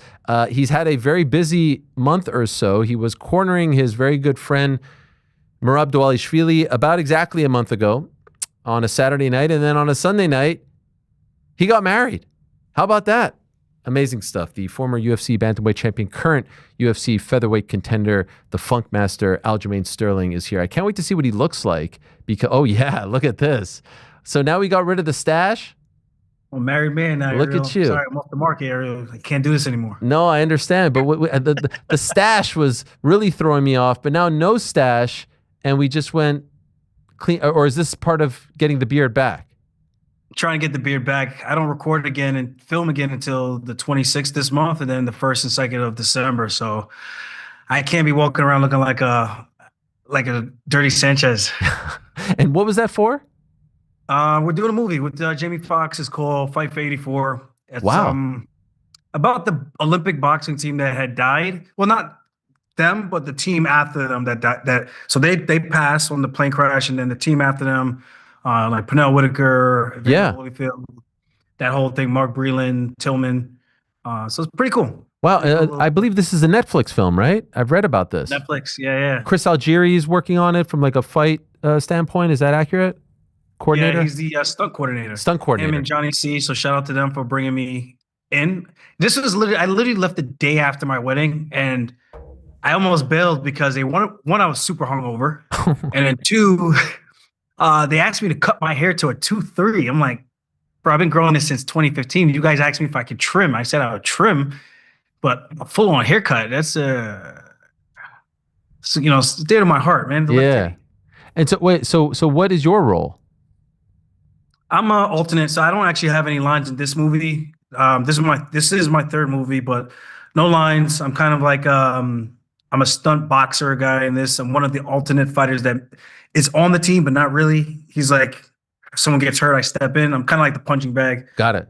Okay, this is fun. Okay, so another exciting thing happening in your life. By the way, how was the wedding? And the world should know that when I joked about, the save the date and whatnot, you did in fact send me an invitation to the wedding, even like a pre-wedding party as well. I mean, you sent it all. So I appreciate that. You're a mensch. How did it all go down? How was it? It was good, man. Everyone had such a great time. Steve Aoki came out. He was the guest DJ. Wow. Surprise guest DJ. And I was just debating back and forth with my wife and I talking about like, should we spend the money on this? It's not too much. He's doing us a big favor, but does it make sense to spend it on this? But she's like, yeah, it would be memorable. It was a great time. Friends and family from all over the world. Mackenzie Dern came out like 2 weeks before her fight. Joanna Jacek, Teofimo Lopez. It was just like star-studded, man. Rob there, Jamal Hill. Like it was great. And of course, my friends and family from middle school, high school, Rebecca's family, some people I haven't met yet. All in all, just a great time, great energy. And I don't think I've ever danced as much that night as that was the most I think I've ever danced in a night before. That's amazing, man. Very happy for you guys. And Funk Harbor at the bar. Everyone loved it. It was a hit. All the different kinds? That's probably why everyone was dancing so much. Did you have all the different kinds of it? Styles? Like, I don't know what you call it. The flavors? What would you call it? Yeah, like, I guess the skews or flavors. But yeah, we had the white and we had the dark. We did like his or her drink, specialty signature cocktail. We did a espresso martini, and then we did a Mai Tai. Hers was the espresso. Mine was the Mai Tai. I like the Mai Tai because it was really strong. We got the white and the dark, and it just makes for a good night, you know? Good little punch. Did she have any issues with you cornering Merab the night before your wedding? Not any issues, just more like try not to get your face scratched up before the photos. Thankfully, there was two guys. My guy right there, Shane, right next to me. He helped out with some of the grappling and stuff. I did a lot of the striking work with him, and then he did a lot of the grappling stuff, thinking that Corey Sandhagen was going to do a lot more inverted Imanari rolls and things like that, which he didn't, surprisingly. So he took some beating off of what I had to deal with. So I think that kind of balanced out.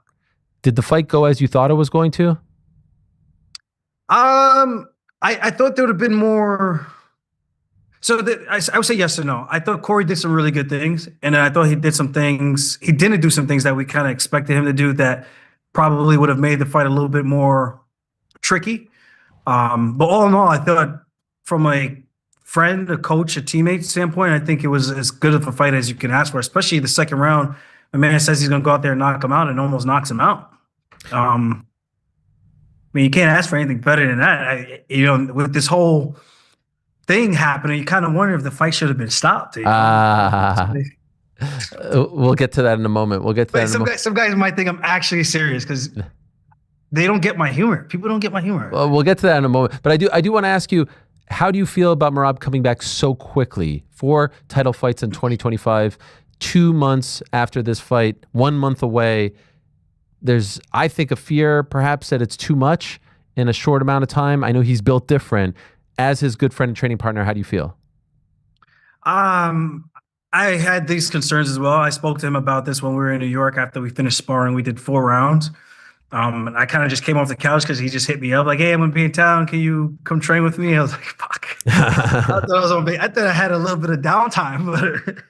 But yeah, so we talked afterwards and I was like, dude, like my main concern is that you're going to be healthy and a good mental mind state going into this fight. It's not the fact that you can't train and get ready for the fight. It's just a lot. It's a lot of mental energy. The training, obviously, 5-round training camps, making sure all your training partners are going to be there. Because for me, I had to get my stem cells. So I'm actually going to be out of this fight camp for most of it until like the last 2 weeks, which is pretty much the work is already done, right? So he's got good training partners. We already had that conversation. He says he feels good. He just doesn't want to sit around too long because then he gets busy doing other stuff and then he gets out of shape. And he's like, I want to stay busy. And this is an opportunity for him to do something that no one's ever done before in a calendar year. So after he said that, it made me feel a lot better. I'm being honest and transparent about it. But I had to voice my opinions and my concern. Just like, I hope you're not taking this for like any odd or weird reason.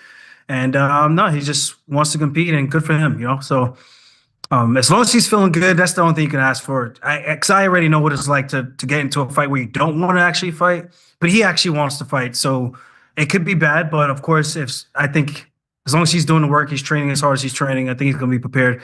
but he owes us all a vacation after this. Yeah, His training partners need a break too, you know? Yeah, that's a good point. People don't think about that. The fact that he knows Peter, he went 5 rounds with him, does that help make the decision for him? Like if this was a brand new opponent that he's never met before, Corey, let's say, you know, a couple months ago, would that be a different choice in your opinion? Would he be making a bigger mistake? It's hard to say what that guy's thinking in his head, you know? Maybe he would want a little bit more time, or it's really hard to say. I can't speak for him. He's a gamer, man. He'll fight anyone. He'll spar guys. I remember when he first came to the gym at Longo's, he was sparring the heavyweights. Like he's just like you said, built different. He's different mentality. I'm like, dude, I don't want to get punched by these guys. It's not that I think that they're going to try to kill me. It's just I don't want to get punched by these guys. He doesn't mind it. Like he's just different. It's just different. Yes, I think that's the best way to describe Merab. So Alja, you were in the news last week a little bit, maybe intentionally or unintentionally, post Tom Aspinall fight, and the general sentiment was Aljamain Sterling is weighing in on this and accusing Tom of faking. Was that it, or did we not get it? What? Explain yourself here. I literally, everything was between the lines. I don't even know where the fans got off, and I understand if you misunderstood, but trying to say I have no place to talk about something like that. Oh no, I was literally fouled. Yeah, no, you definitely have a place. Yes, and intentionally. And not intentionally in the sense that, oh, I'm trying to illegally knee this guy in the head because I want to just fuck him up. Intentionally, like you intentionally meant to throw the knee. You know, it wasn't an accident like an eye poke with inadvertent, right? That happens. But what I'm saying is I have the right to talk about something like that because I know how it feels when you have the world doubting you and thinking that you're lying about something. And then I tie everything in. I go, people might think I'm on Tom Aspinall's side, but what I wasn't on his side was I think the way that he handled the situation was why a lot of the fans got upset. And especially as a fighter, I can see why the fighters give him flack. Because the first words out of his mouth was, I can't see. And you know, once you say that, at least you should know that, right? As a fighter, you're a champion now. You've been the interim champion. You fought all these guys. You've seen enough fights. You understand how the rules are played. And the moment you say, I can't see, even Herzog tried to pretend like he didn't hear it almost. Like, I'm going to give you more time. Because that is the nail in the coffin. Once you tell that to the ref, I got to wave the fight off. That is what they say, at least. So why would your first few words out of your mouth be, I can't see? So again, not discrediting Tom. He got poked in the eye, double zoinked. I know he can't see, but at least say, hey, I just got poked. Give me a few seconds. Hey, I just got poked. Let me take some time to see if it gets better. That's all I'm saying. And at the end of that, I said, hey, only Tom Aspinall knows how bad he was truly hurt. I don't know if he was faking. I can't say he was faking. I can see the eye and the knuckle go into his eyeball. Can't fake that.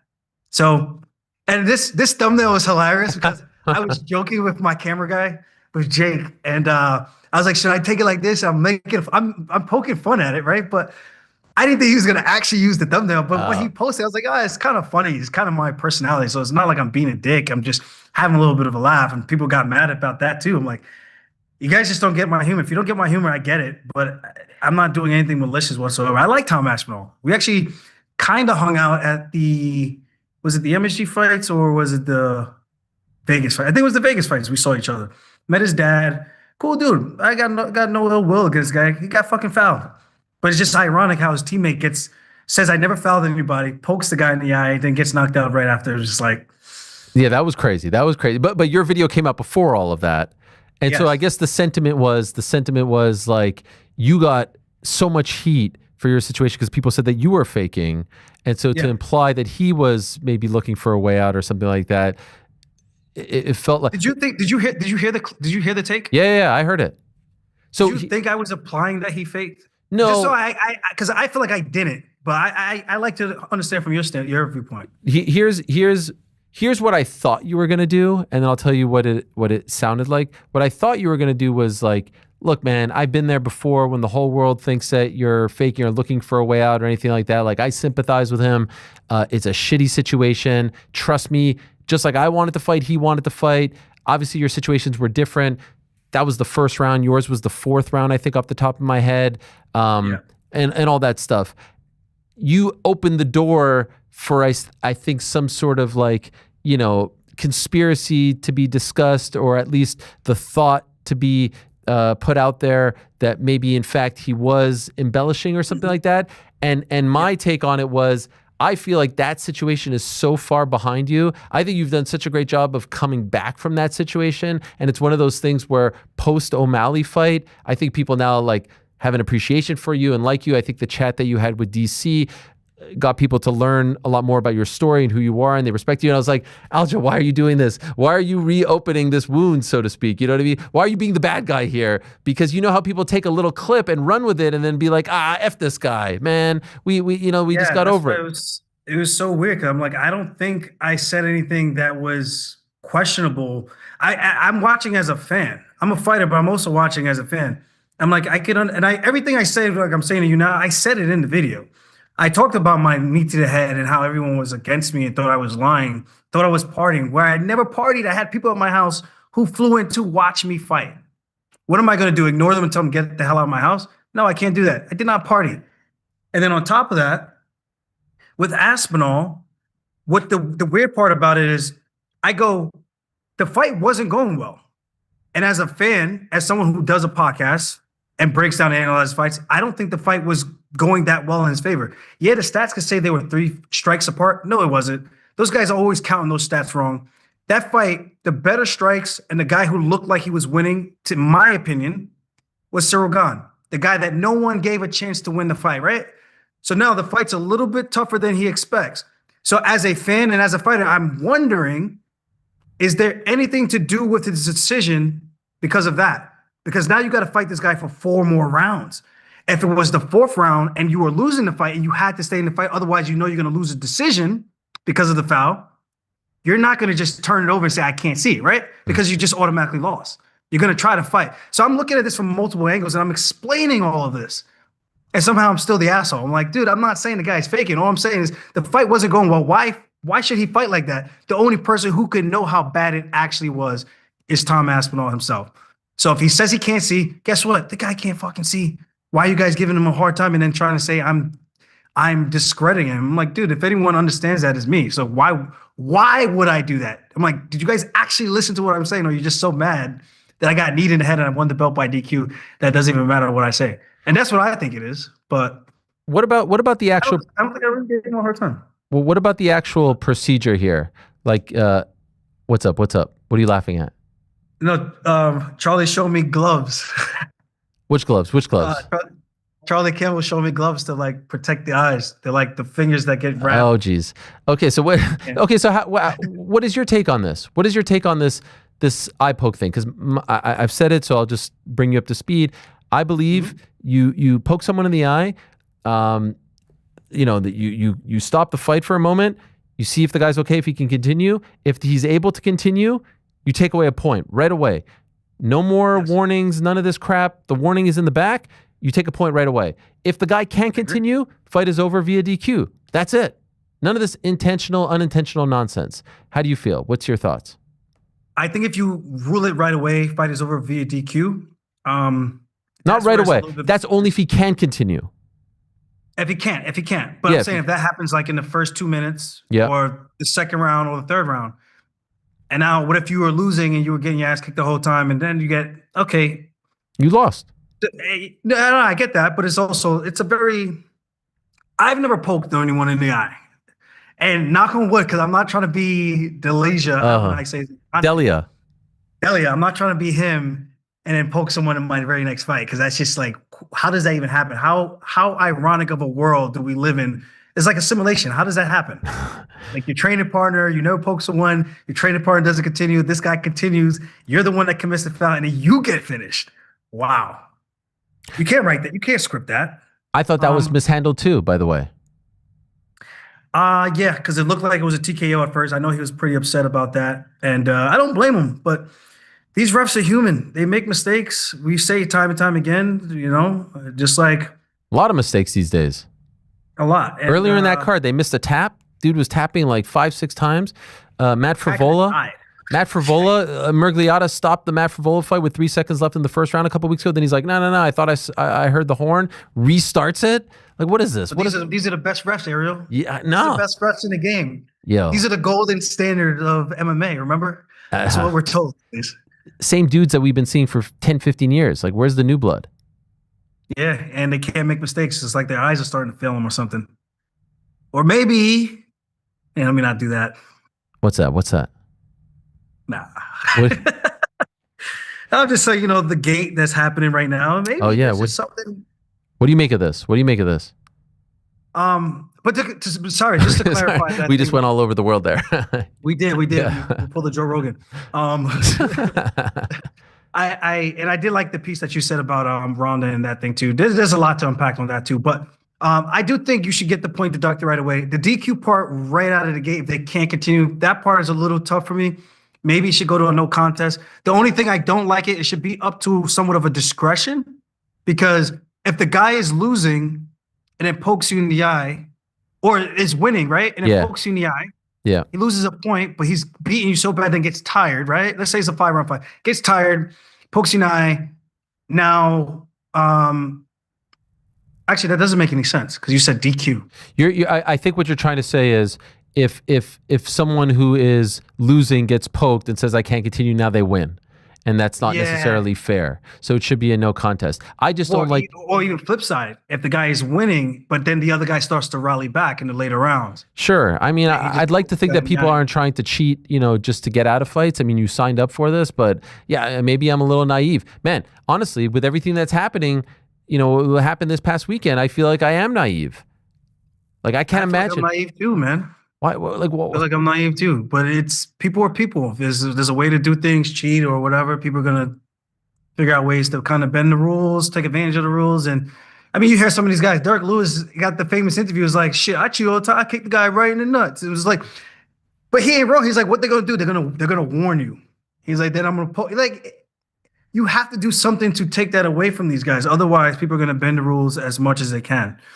So I guess that's my only 2 cents on that. These guys are human, and sometimes these guys, Derek Lewis is a great actor himself, because he's like, oh, my bad. He just wants to catch his breath real quick, Yeah. Do you think the gloves are the problem, or are you more on the Jim Miller side of things? Like, yo, just keep your hands closed. I'm more towards Jim Miller, but I also think the gloves are a problem because the UFC gloves keeps your fingers straight. Yeah. Like, naturally, if I just hold my hands up, this is what they do. But when you put those UFC gloves on, they make your fingers do this. So it's like, you want to paw and you want to push away, but your hands are already open. So when you start to swat, if it was like this, you probably push away a little bit easier. This way, you probably have to force your fingers open. But your hands are essentially open with these gloves that we have anyway. So it's a little bit of both. I think the gloves could be better. I forget which promotion has the ones that are slightly curved. Maybe it's Ryzen. Yep. I like those so much better. I don't know. I don't know what we have to do to get a consistent pair of gloves that we can constantly use that can reduce the amount of fouls. I really don't know. What do you make of this gambling story? It's crazy, but I've watched Dulgarian make his debut. I believe it was against Francis Marshall. Francis Marshall's a solid grappler. Dulgarian comes in and torches this guy, torches him. And I go, oh, this guy is a contender. Now, a couple fights later, he fights Del Val. I'm like, I know Del Val's good. I've seen him in person. He's a big, strong, physical specimen. But then I'm like, this is guy's second UFC fight. What are we talking about? You take a double leg shot, you get in deep, and then you stay on your knees and you start crawling on your knees. The guy defends, you defend the choke, and then you give your back. And then when you're giving your back, you start fighting the top hand and not the choke hand. Like, Michael Chiesa called it on the nose. He called it exactly what it is. I have a hard time believing that this guy just forgot jiu-jitsu, this jiu-jitsu 101. You're a good grappler. He's bigging him up, and then all of a sudden he goes and fights like that. It's super weird. I wouldn't be surprised if there's been multiple fights that has happened with a lot of other people. I know some people have been coming out and posting that they've been approached by people before. I've never been approached by anybody.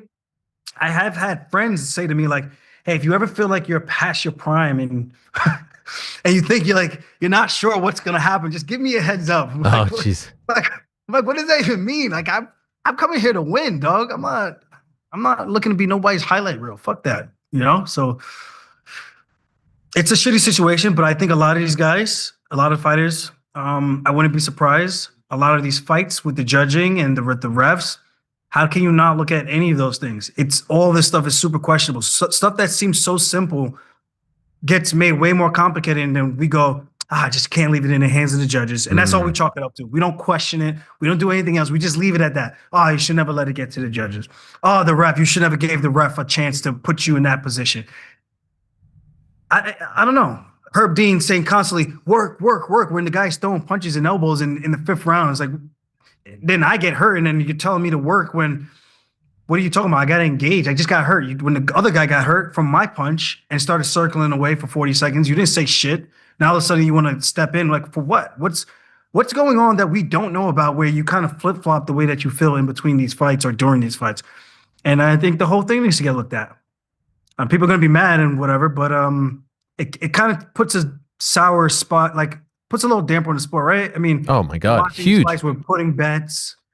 These are people that we care about, and then the next thing you know, you find out someone you care about, you probably place a bet on. These guys are throwing a fucking. It's like, I don't know. By the way, this is why people turned on boxing, because you remember fans started to feel like the fights were rigged. Like, oh my God, that's a horrible judge's decision. You can't. And the UFC and MMA was like the breath of fresh air. They were the one, like, this is on the up and up. Everything's, like they're calling it straight here. This is none of that old school boxing stuff. And now you're questioning fights. You're questioning referees. You're questioning judges. Is not a good look. I've had multiple fighters reach out to me. Obviously will not say who they are, who have told me that people have come up to them and said, like, I have $100K here. Are you willing to lose the fight by this method? And now the people who have told me this have said, F that, I would never do it. Now, what about the other people? I'm sure there are other people who are like, actually, you know what? I could use that $100K because it's more than the 10 and 10 that I'm making, or 12 and 12. Yeah, the 10 and 10 and 12 and 12. I was actually just talking to somebody about this. I can understand a guy like Dulgarian's situation, right? Like, you come into the UFC, you probably get 10 and 10. You win your first fight, you look spectacular. I don't even know if he got a bonus. Okay, he doesn't get a bonus. So now you get 20 grand, you got to pay your coaches, you got to pay your training partners, you got to pay for the whole camp just to get to the fight. Medicals and all that, you got to pay for those too. Food, nutrition, all these stuff you got to pay for. Okay.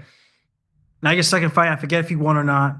What is he, 3-1? He was 3-1 going into this fight. He had one split decision loss to C-Rod, Christian Rodriguez. Yeah. So now you put yourself in this situation. Now you're looking at it, it's like, okay, now he probably got 12 and 12 for his second fight. And now for his third fight, he probably got 14 and 14. He loses one fight, so he only gets half his paycheck.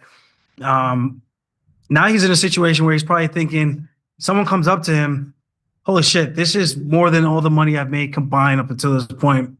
I can understand the logic behind that, right? But also the integrity side of it as an athlete, as a fighter, and as a man is I mean, maybe there's something to be said. It's like, as a man, you're looking to provide for your family, so you're going to do what you got to do. So I guess it's just different mentalities of how you want to be remembered and how I don't know. Man, that's just such a crazy thing to. Nevada withheld his purse. He lost his job. It's not worth it. So he didn't get paid at all. Nevada withheld his purse. Yes. So then, what does he get paid at from the guys he took the bet from? Well, this is allegedly here. We don't know what exactly is happening. There's an investigation going on, for goodness sakes. But yeah, I don't know. But in terms of like, it's $100K, then it probably cashed out. So on the surface, he lost his job, and reputation not great at the moment. Haven't heard from him. We are about to speak to his coach, Marc Montoya, in a matter of moments, so we'll see what he has to say. But like, it's just not great. I just don't know how it's worth it, ultimately. You made it to the UFC. I had heard stories that he had trained with the likes of Yusuf Zalal and Corey Sandhagen and Tim Elliott and top guys and would dominate them in the gym. Like, this guy has skills, right? I've heard stories, and I just know that guy cannot tell me for a second that was his best effort whatsoever. Yeah. Even if he was injured, that's not his best effort. But that's why I do empathize. Like, the fighters, like, we're in the biggest league and organization in the world, the most prestigious and the biggest chance and opportunity for you to make the most wealth that you can in this sport. So, I've always been grateful, but I always known coming up in the sport, I wasn't going to quit my job until I had at least almost 200 grand in my account. And that's when I finally quit my job. I got a bonus, whatever, quit. And I had a house. I was stable and everything. Like, some of these guys, they think like either you come in and you're going to be able to I'm in the UFC. I'm going to get paid like I'm in the NBA and the NFL. I wish it was like that, but it's not. So what's the harsh reality? We got to work a second or third job and then use this as a supplemental income. And hopefully you make it, you get a good break where you get an opportunity, you cash out, maybe a bonus, or you just win a couple fights in a row, you get to your second contract and things are going your way and you do well, right? So it's a hard position to be in, but just understanding the space that you're in and the life that you decided to take, you got to understand the risk that comes with it, right? So I've understood that. I understood that I had to work for X amount of days. I can only train one time a day. Sometimes I have to squeeze in on my break shift a second session to go into the night for my next session. So it's not easy, man. So I get all sides, but it's just, again, as a fan of the sport, it puts a damper on it for me to want to watch the sport and seeing and questioning whether guys are throwing fights and shit like that. And I watch these guys. Like I said, I could tell Dulgarian is way better than what he put out, right? Because I'm breaking down these fights. I'm talking about upcoming prospects and things like that on my podcast. It's not that hard to spot out if you're actually watching and paying attention and you know what you're looking at. So. Two more things, then I'll let you go. First, we've been talking all this time. Haven't asked you about your own career per se. Any word on when you may return? Well, I just got these stem cells down in Mexico at Rejuva-Stem. So they just took care of me down there. I wanted to get it earlier so that I could try to fight in December, but then Marab had his fight in October. And I'm thinking, okay, I'll get it after the wedding and after his fight. And then he says I got another fight. I was like, okay, I got to just get this done at this point. So now at this point, I don't think I'm going to have time to fight in December to properly prepare. So probably we'll fight maybe February or March, depending on what the UFC offers. I don't know who's fighting Volkanovski at this point. I think it's Diego. The Legends versus, oh, come on. That's what I think. Come on. Diego Lopez again? That's what I think it is. Last I heard. No, I'm not knocking the guy, but it's just like, now what do you do with Mosar and Lerone Murphy? You got maybe they fight each other. But I think it should be. I think it should be Lerone. I think it should be Lerone. This sucks, man. So what does that mean for you? Are we talking Arnold Allen? Arnold Allen? I mean, I was calling out Arnold for a while. He's right behind you. You're 5. He's 6. Steve Garcia just moved up 4 spots. He's now 8. That motherfucker is good. Yeah. You know, I'm gonna hump his ass to death. Yeah. That's why we don't want to watch you fight. I don't give a fuck. I need my paycheck. You ain't paying my bills. Shit. Yusuf Salal? He's 7. I don't know. I mean, there's Yair Rodriguez. Yeah, he's 3. Mosar again. I really don't want to do that again. I'd rather do it for the belt. If I were to win the next one, there's Lerone Murphy. I like to fight anyone in front of me. All right. If at this point, I don't really have a choice. I give whoever the UFC gives me. I never turn down fights anyway, so I fight everybody. There's one thing the fans, even if they're not super thrilled with my fight style, they could never say I turn down fights. So, last one. I know you're very proud of your roots, and I know it's a tough time back home in Jamaica. And I know you're spreading awareness on how people can help after the hurricane over there. Right now, yeah. Oh, you pulled it up for me. There it is. We're ready to go. So tell people if they want to help out. I believe you're supporting the Bob and Rita Marley Foundation Relief Fund. Yes, we are at $47,000 now. There it is. So good for you. Yeah, we've done a great job with spreading the awareness, again, the word out. A lot of people have been taking part, helping out. I made a big donation of $5,000 through my foundation. Well, not my foundation, my company, Funk Harbor Rum. But I wanted to use it for that. Obviously, it's Jamaican rum and all this other stuff. But the main thing is like they're going to be doing the right things with the money. And that was the hard part, trying to figure out which charity to go with, because you just never know what people are doing with the money and whatnot. These guys actually have a reputation of helping out and giving back to the community. We got to talk with them beforehand before going live. And there was some good synergy. I think Leon Edwards is getting involved. I spoke to Randy Brown about it, O'Day Osborne, just a couple of the Jamaican fighters, and Phil Rowe as well. So it's a great opportunity if people want to make sure that their money's going the right places. They're getting roofing kits, food. You can check out the mission statement and all that stuff online and see what they're doing. You can see, as the statement said, that money is already going towards X amount of food for families that don't have it. So far, so good. And let's keep plugging away, rebuild Jamaica. I know a lot of people go to Jamaica and visit, and they take advantage of the culture and everything and get to enjoy the land. So help us rebuild the country and give us a place that we could always go back to and go visit. Amen. And I hope family, friends, anyone that you know out there doing okay, and our best to the great people of Jamaica. So good Shout on out you. my brother Punkus. Yes, shout out. My He's kids down there in Portmore. My kids keep walking around saying bomboclat, and I'm trying to tell them, like, you can't just be walking around saying that. Like, that's a thing that kids say now. I don't know, the bomboclat, but I'm like, what is going on here? But I mean, they can say it. I mean, yeah, it's not a great word, right? Nice. Yeah. Nicest word. But yeah, I got my brother down there. I spoke to him yesterday. He was asking him how he was doing and everything. But he said the roof held up. His roof, at least he didn't lose his roof in his house. He said that helped out with the water damage and everything. So we got some other family down there too. But yeah, all in all, good stuff. And again, if people want to donate, every little bit helps. Don't feel inclined to drop $5K like I did. But I've just really liked the country a lot. You know, of course, my parents are from there, so if there's anywhere I could get back, it's us. And it's also a tax incentive, right? So you get to kind of take the advantage of both sides. So for people that want to help and then they also like to get something out of it, you know, it's a good thing. Good cause to put your money towards. Thank you, Aljo. All the best to you. Appreciate it. We'll talk to you soon. Thanks for doing this as always. And go check out the weekly scraps on YouTube. Funk Harbor Run, baby. And Funk Harbor. Yes, many hot takes over on the YouTube channel. So go check that out. Thank you, Aljo. All the best.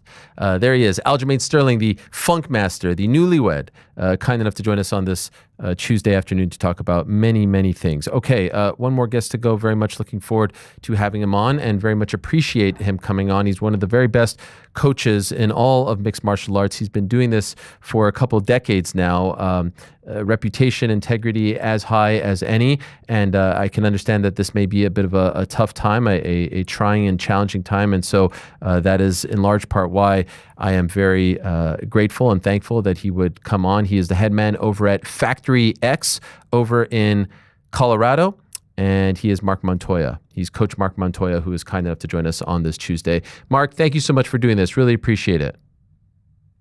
Earl, thanks for having me, man. It's been a minute since I've been on. I wish I was coming on here to speak to you about some great performances over the weekend. But, you know, ultimately I'm here because I want to, first and foremost, just make sure that we clear the air. You know, my gym is being attacked, my integrity is being attacked. And I just want to first and foremost say we have nothing to do with any of these allegations that are being brought upon us. People have asked me what my opinions are. To speculate right now is not my job.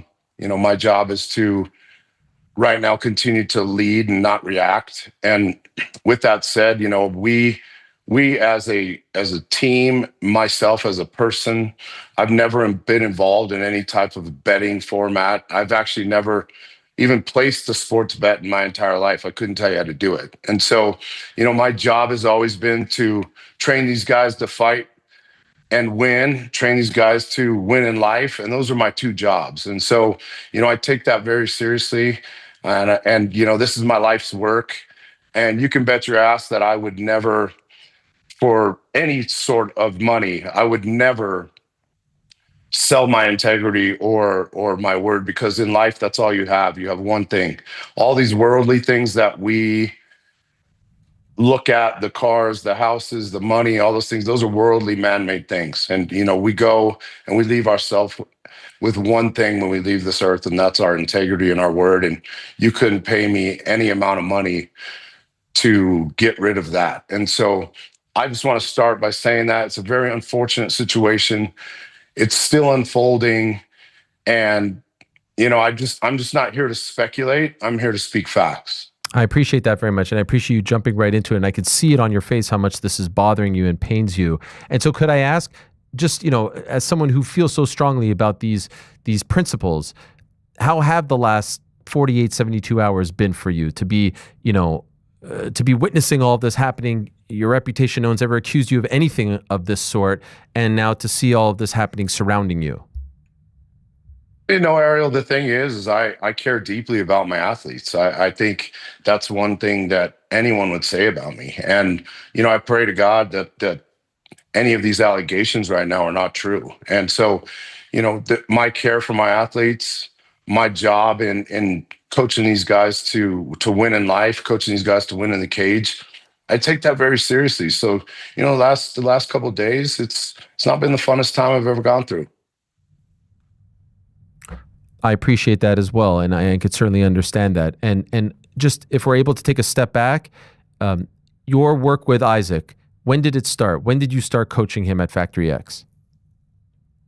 Coached Isaac a couple fights ago. We've been 2-1 together, and like all my athletes, prior to obviously going to Saturday, all my athletes, my number one job, like I've already repeated, is to help these guys win in that cage. And so, we started working together a couple fights ago, and that's where we sit. From all this, obviously he's a big topic of conversation right now, and I keep hearing from people like, this guy is an absolute beast in the gym, in the training room, going with some of the best fighters in the world and making them look like they're in the minors and he's a super elite talent. Is that the way you would describe Isaac going into this weekend? Was he a guy that you were very high on? Was he someone that you thought could be a contender at 145? Ariel, we trained our butt off for this fight. He trained with world-class athletes leading up to this fight.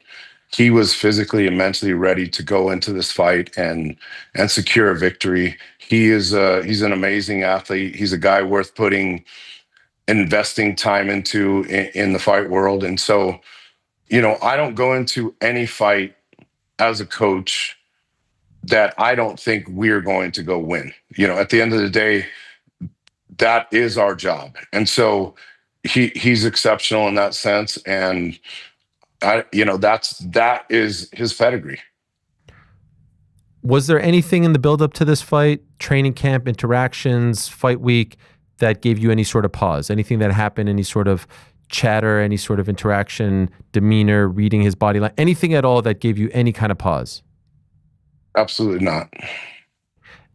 So I reported yesterday on the program that around midday, when all of this stuff started to build up over on the West Coast, that the UFC caught wind of it and that they had an interaction, a conversation with him about, what is going on here and what do you know about this?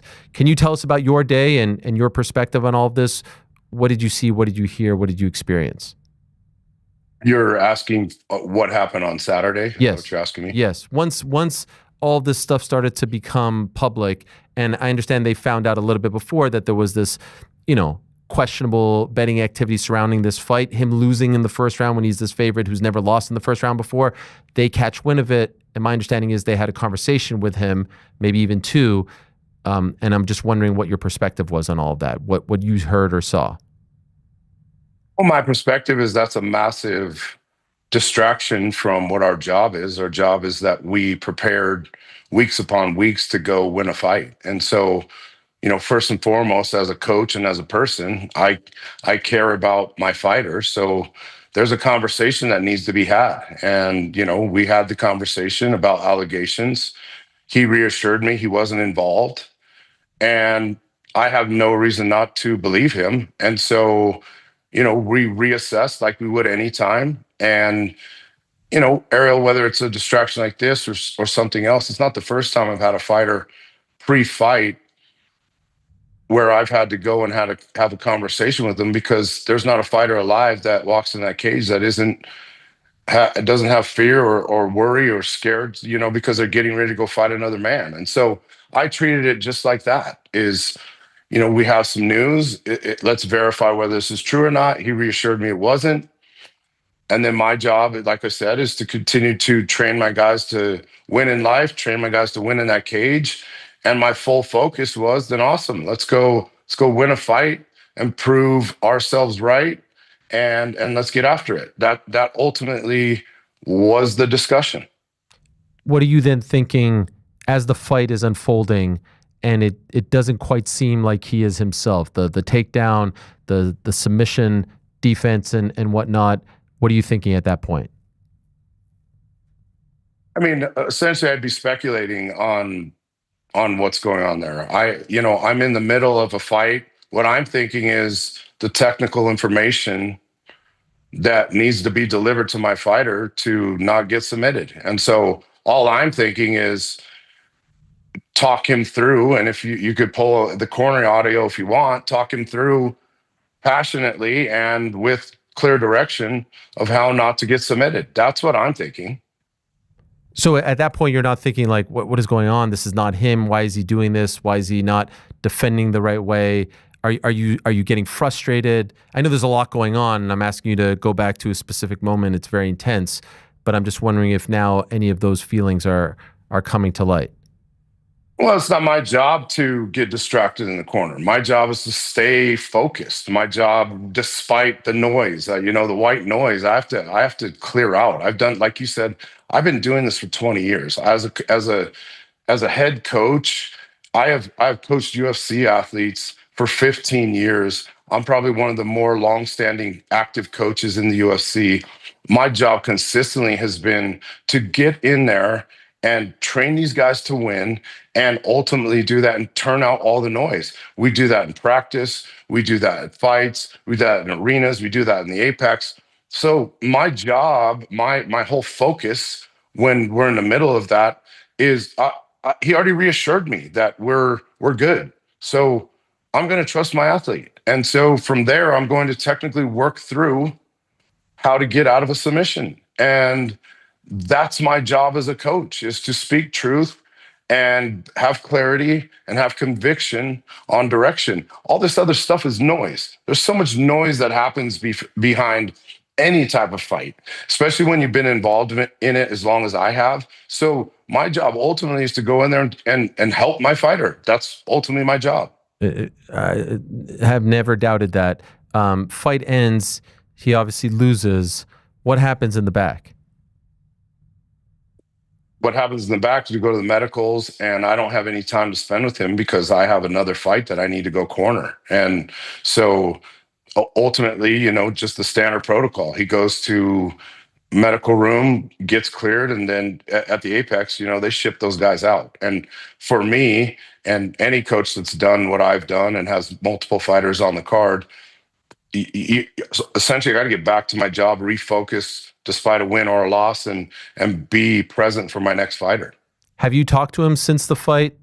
Now that the dust has settled, all of this has come out, have you guys had a conversation? We had a conversation on Sunday. It was real brief. The conversation was that he was cut from the UFC, and unfortunately there's an investigation that is being had, and ultimately that he's not part of this Factory X team because of everything going on, and that was ultimately the conversation. Okay, so you made the decision to release him from the team? Ariel, whether he's guilty or he's innocent, in my prediction, Isaac Dulgarian is not going to fight again. And so does it really matter where he claims where he's training? Ultimately, where we sit today is in just a crazy mess with all these allegations. And so the least of his concerns right now would be where he's at and where he's training. I understand that, but I mean, if it is found that he is not guilty, why wouldn't he? I mean, he's still a great fighter not that long ago. So, even Derek Minner, who was involved in a situation like this 3 years ago, came back to fight outside of the UFC. And so I think it speaks volumes if you do part ways with him, because why would someone want someone who is potentially involved with something like that in the gym? Ultimately, I can't speculate. That's the FBI's job. I'm waiting, just like you are and the rest of these people are, to figure out whether or not this is true. And so, where he goes. And so, at the end of the day, I can't speculate. It's not my job. That's the FBI's job. They're gonna, really only Ariel, God, and Isaac know the truth. And the FBI obviously is going to investigate this, and they're going to find out whether this happens or not. And like I said, I just pray for Isaac and his family that, it's not true. But ultimately, I got to sit and wait just like everybody else. If it's not true, would you advise him to come back to the gym and resume his career? I would have to cross that bridge when we got there. I couldn't, I have no idea. I'd have to cross that bridge when we get there. Do you have any idea? So you said you spoke to him on Sunday. Do you have any idea how he's doing 2 days later? Obviously, this is a massive story now. Have you spoken to him or checked in on him? I haven't spoke to him recently. I like I said, I spoke to him on Sunday, and that was the end of our conversation. I haven't spoke to him, as you can tell and figure. There's been a lot going on here, and so a lot on my plate. And for me, my job is to lead and not react, and I need to be able to continue to be a great leader for all of my team. I need to be a great leader for my family. And like I said, my job is to train these guys to win, man. My job is to train these guys to win in life. And so I need to continue to lead that way and not react. What's been the mood like at the gym the last 2 days? Oh, the mood is these guys, we all have a chip on our shoulder. We don't want to be lumped into any type of allegation when it's untrue. We are not part of any of this alleged thing that's going on. And so there's a chip on our shoulders, because if you're being wrongly accused of something, the biggest reason I'm here and speaking with you is because I want to shout from the mountaintops that myself and my team, my coaching staff, we have nothing to do with this situation. Somebody else's decisions or what they did or didn't do, I can't control, unfortunately. I try to lead the best I can. But, ultimately, we want what's best for, of course, all the people we're surrounded by.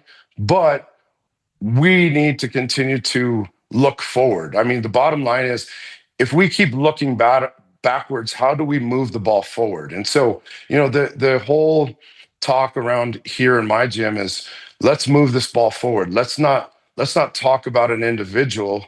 Let's talk about the tribe and the team. Let's move that ball forward. Let's continue to work toward our goals, chase dreams, and continue to have that winning mindset and that championship mindset that's put us on this map of where we are, has given us the opportunity to go chase dreams. And ultimately, that's the mood.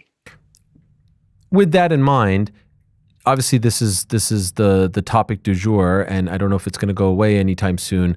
And now you're seeing other fighters come out and say, yeah, I've been approached and whatnot. Have you had any discussions about, like, hey guys, do not do this, do not think about doing this, do not consider this, so that other people don't find themselves potentially in a situation like this?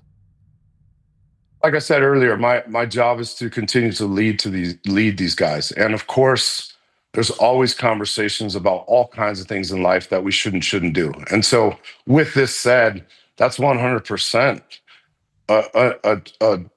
just basically known factor that if we're going to be champions in life, this is the kind of stuff that we definitely can't get a part of. And so, or be a part of. And they take that to heart, just like they take to heart, let's be great fighters and let's be great men. And so, what other people are saying or doing, I can't control. And I don't know those narratives, and I don't know what those things are about. But I do know that I've been around such a bunch of solid people that, like I said earlier, Ariel, I hate losing more than I like winning. And that's the attitude that consistently I have carried as a coach. And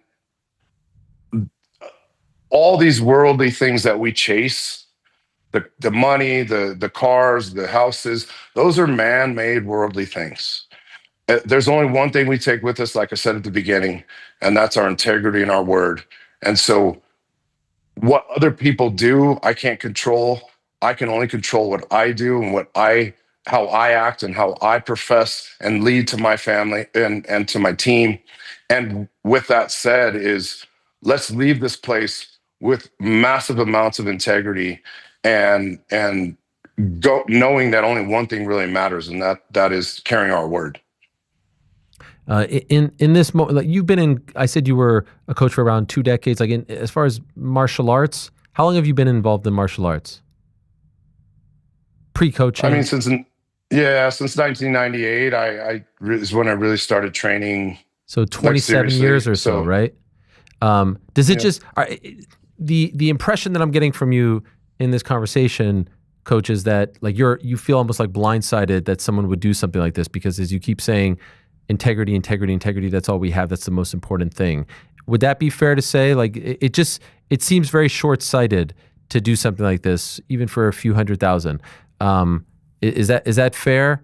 And is, like, am I completely off base here? Is that not the sentiment that you're trying to exude? Oh, the sentiment I'm trying to exude is that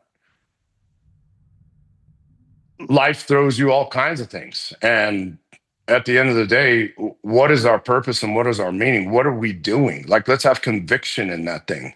And, as a head coach and leader, I have to keep that in mind. I have to live that for myself. And life is going to blindside you all the time. And it's not if it's going to, it's going to.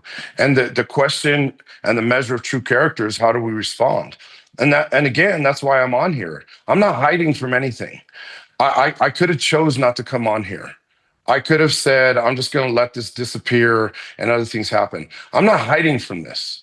The reason I'm not hiding from this is because it's absurd that we're even in this kind of position to even talk about this. I'm not talking to you about the massive amount of win streaks that I've had with so many UFC athletes and the massive amount of winning that we've had with so many athletes. Instead, we're talking about a bunch of nonsense and sitting here essentially saying, yo, I take accountability for our actions. But at the end of the day, there's no freaking way that myself or my coaching staff or my existing team is involved in anything like that. And so, yeah, life is going to blindside you, but how do you react? And my reaction is, let's sit here and explain to the public. People are wanting to form their opinions, and that's okay. It's okay, because that's what life is. But for me, I'm not speaking from opinion. I'm speaking from fact. Fact is, I train fighters to win in life. I train fighters to win in a fight. And that's the bottom freaking line. And that's what I've always done. I appreciate that. One last question on Isaac, and then I'll ask you another one and let you go. And I really do appreciate the time. Some interviews and stories and clips have come out, him talking about his living situation and things like that. Do you have any sort of insight into, like, was he struggling? Did he feel like he wasn't making enough? Because this stuff is starting to come out now. Well, Ariel, I think it's a pretty loaded question, because I think if you ask any athlete, whether it's in the UFC, the NBA, the NFL, whether they make enough money or not, you're going to get many answers. And so everybody is aware of what these young UFC athletes make. Whether he says he's struggling or not, I can't answer. I mean, we know it's public knowledge what these guys make. And I can't tell you whether or not he feels that, because I'd be speculating what he feels. That's fair. And I wasn't trying to catch you there. The difference is, NBA, NFL, NHL guys, MLB guys, they're making hundreds of millions of dollars. MMA fighters aren't, to your point. And he said he was, living in an RV and things like that. Those guys aren't. So I didn't know that would obviously answer some questions given his current financial state. But I understand where you were coming from. That's probably a better question for Isaac. The team doing well as always. You did have a fighter in the main event, David Onama against Steve Garcia. Could I ask you about your assessment of that fight with Steve winning? He's looked very good as of late, as has David. From your perspective, what went wrong that night? Oh, just credit to, Steve showed up. He beat us. We didn't perform to our abilities that night, and it's unfortunate. But you got to remember, we're talking the Isaac Dulgarian situation is talking about a loss. Let's talk about some winning. Like, David Onama was on a 4-fight win streak since coming to my gym. He hasn't lost until Saturday night. And he catapulted himself from just a regular fighter to a top 15 fighter in the main event at the Apex. That kid has earned everything that he has gotten up to this point. And, unfortunately, we didn't do our job in the main event.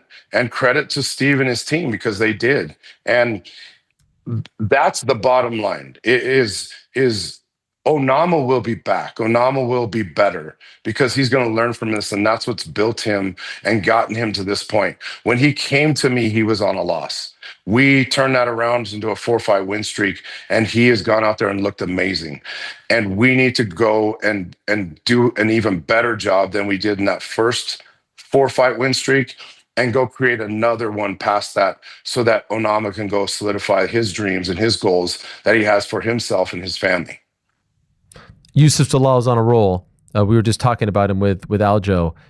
Who would you like to see him fight next? I'd love to see Yusuf. You know, Yusuf is on a 10-fight win streak since 2022. So again, we're talking about a lot of winning. That's why I said to you, my job is helping these guys win in life, helping these guys win in the cage. He's on a 10-fight win streak since 2022. That's impressive. Yeah. And to do it at the level that he's done is amazing. I'd love to see him fight Laurent Murphy. I think that's a great matchup for him. I think it's a great matchup for the fans. I think stylistically that would be a fun fight. That would be somebody I would love to see him go and fight. Last thing, off the screen here, you look to be in phenomenal shape. You seem in great spirits and very healthy. I know you were battling some health issues recently. Could you just update us if you feel comfortable doing so on how you're doing? Yeah, no, I've always talked about having kidney cancer and having that battle to come back. And the only reason I've talked about that is not to highlight myself, is to more so highlight and give hope and purpose for people that are dealing with this stuff, because it's a tough road. It doesn't matter the kind of cancer you have, but it's a tough road. You know, it's taken me multiple years now to feel, quote unquote, somewhat like myself. And, you know, it's a tough battle, but I feel very fortunate. I feel like God has continued to put me in this position to just continue this life and like I said, continue to be a leader and do the things that I've done. And so, you know, anytime you say cancer, it's very scary. And, you know, the biggest thing is I scared a lot of people around me. And anytime you have something like that, it's going to absolutely change your perspective. And it's also going to give you hope and give you a platform to go speak hope into people. So, you know, I'd love to say to the people out there that if you're suffering with anything like this, or you're just suffering with something, that you should go out there and hopefully you can draw from the strength I've been given by God, and you can do the same thing on your end, and you can battle through this and know that you're not walking through this alone, because that's what helped me get through a lot of this. I wish you the best, Marc. Thank you so much for coming on. I really appreciate it. I know it's been a difficult and frustrating time for you and the team, so thanks for coming on, telling us your side of the story, and hopefully this storm passes for you guys quickly and you can focus on the fights and fighters. All the best to you. Ariel, I appreciate you having me on, and hey, next time I come on here, let's talk about these win streaks that we have, because we have a bunch of them. Absolutely. You have my word on that. Thank you, Coach. All the best to you. There he is, Marc Montoya, the head coach and owner of Factory X over in Colorado. Obviously a tough time. Very much appreciate him coming on and giving us his side of a story that, you know, you would suspect can only get bigger. Although, you know, we're reminded of the Derek Minner, James Krause story, which kind of just, you know, I don't want to say it disappeared, because to the best of my knowledge, the James Krause FBI investigation is still ongoing. We have not gotten any sort of conclusion to all of that. He is no longer a part of the sport anymore. And Minner is not in the UFC, although he did come back. His fight wasn't that long ago. It was June of 2025. That was his first fight since the Shailen Nurdenbecki fight in November of 2022. By the way, he lost that fight in June of 25. So 5 or so months ago, via split decision to Brock Hammer. Jeff Molina not back, Krause not back. But for the most part, you know, we'll get questions here and there. It's not talked about a lot, and there are not many updates. And I would say maybe one of the issues involved here is that there's so many fights, and we kind of just get on this conveyor belt of fights, and it's hard to do big picture stuff.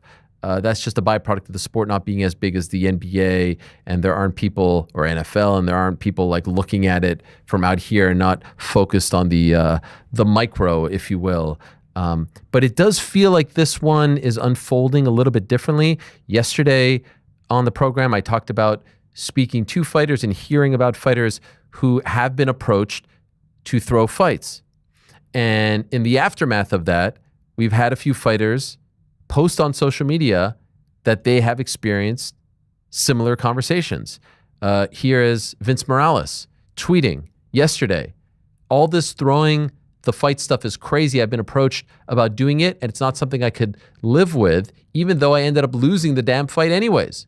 And then someone asked him, how much were you offered? He wrote, pennies considering how big of a deal it is, $70K. Now, this is from a MMA Junkie graphic, and the reason we have it that way is because he deleted the tweet. He did, I think, offer a retraction of sorts. Okay, well, sorry about all of that. Terrible timing for what I thought was a good joke. Poor taste. This shit is so grimy. That was this morning at 11:36 a.m. Didn't seem like a joke. Anyone think that was a joke? No, that's an insane take to say that you have been offered to fix fights, list the price for how much you were going to get paid, and then delete it and say that you were joking. You got a phone call from someone to get rid of that. Yeah. It reminds you of like someone saying, it reminds you of Pereira saying he got hacked. Yeah. You know, when he's like making this like pointed commentary on the state of his relationship with the UFC. And then of course he didn't get hacked. Yeah. And this is far more serious allegations than the stuff Pereira was saying. Yeah, it's crazy to say this. And now it seems like all the fighters that came out and say they got offered are walking it back. So Morales had lost his last 3 in a row. His last fight was in March of 2025 against Rosas Jr. Vanessa Demopoulos also was on social media saying, yeah, people have approached me to throw fights also. My integrity can never. We've spent our lives learning skills and honoring this sport. Can't believe people compromise their morals like this. And correct me if I'm wrong, guys, I do believe that one's gone as well. Yeah, I believe that comment has been deleted. Yeah. She hasn't posted anything since saying otherwise, though. Lando Veneta, and by the way, Vanessa Demopoulos last fought in June of 25. She too is on a 3-fight losing streak. Lando Veneta last fought in the UFC April of 2023. He posted this: Fair, I was approached 7 times to throw a fight. My record reflects my integrity. And then he came out later and essentially said the same thing, that he was joking. To be clear, I've never been approached about throwing a fight, nor anyone I know, because I'm not a hoe and I would never disrespect martial arts for money. What I think his alibi is, he has the 7 makes me think, okay, maybe that was a bad joke because he's lost 7 times. Maybe not. I don't know. Either way, that one not the best joke. Feels more likely that you can make a joke. Also, if we put that picture back up, I think he also said in the story, he showed his record with the 7 losses, and he also says, my lawyer has instructed me to stop trying to be funny on the internet and get back to training. Right. And it looks like he got hit up by an ESPN reporter to discuss it more. Oh, is that what the text is? Yeah, it says you should write an article about being gullible. Yeah. I mean, jeez. Again, like, it's a very serious post, and then you say that, yeah, I also got offered to fight. So I don't know. I just don't know why we would assume that it was a joke. Regardless of whether these individual ones are jokes or not, the point is that this is happening, right? The point is that there are fighters who are being contacted for this. And so it's kind of irrelevant whether these particular fighters were joking, not joking, whatever the case may be.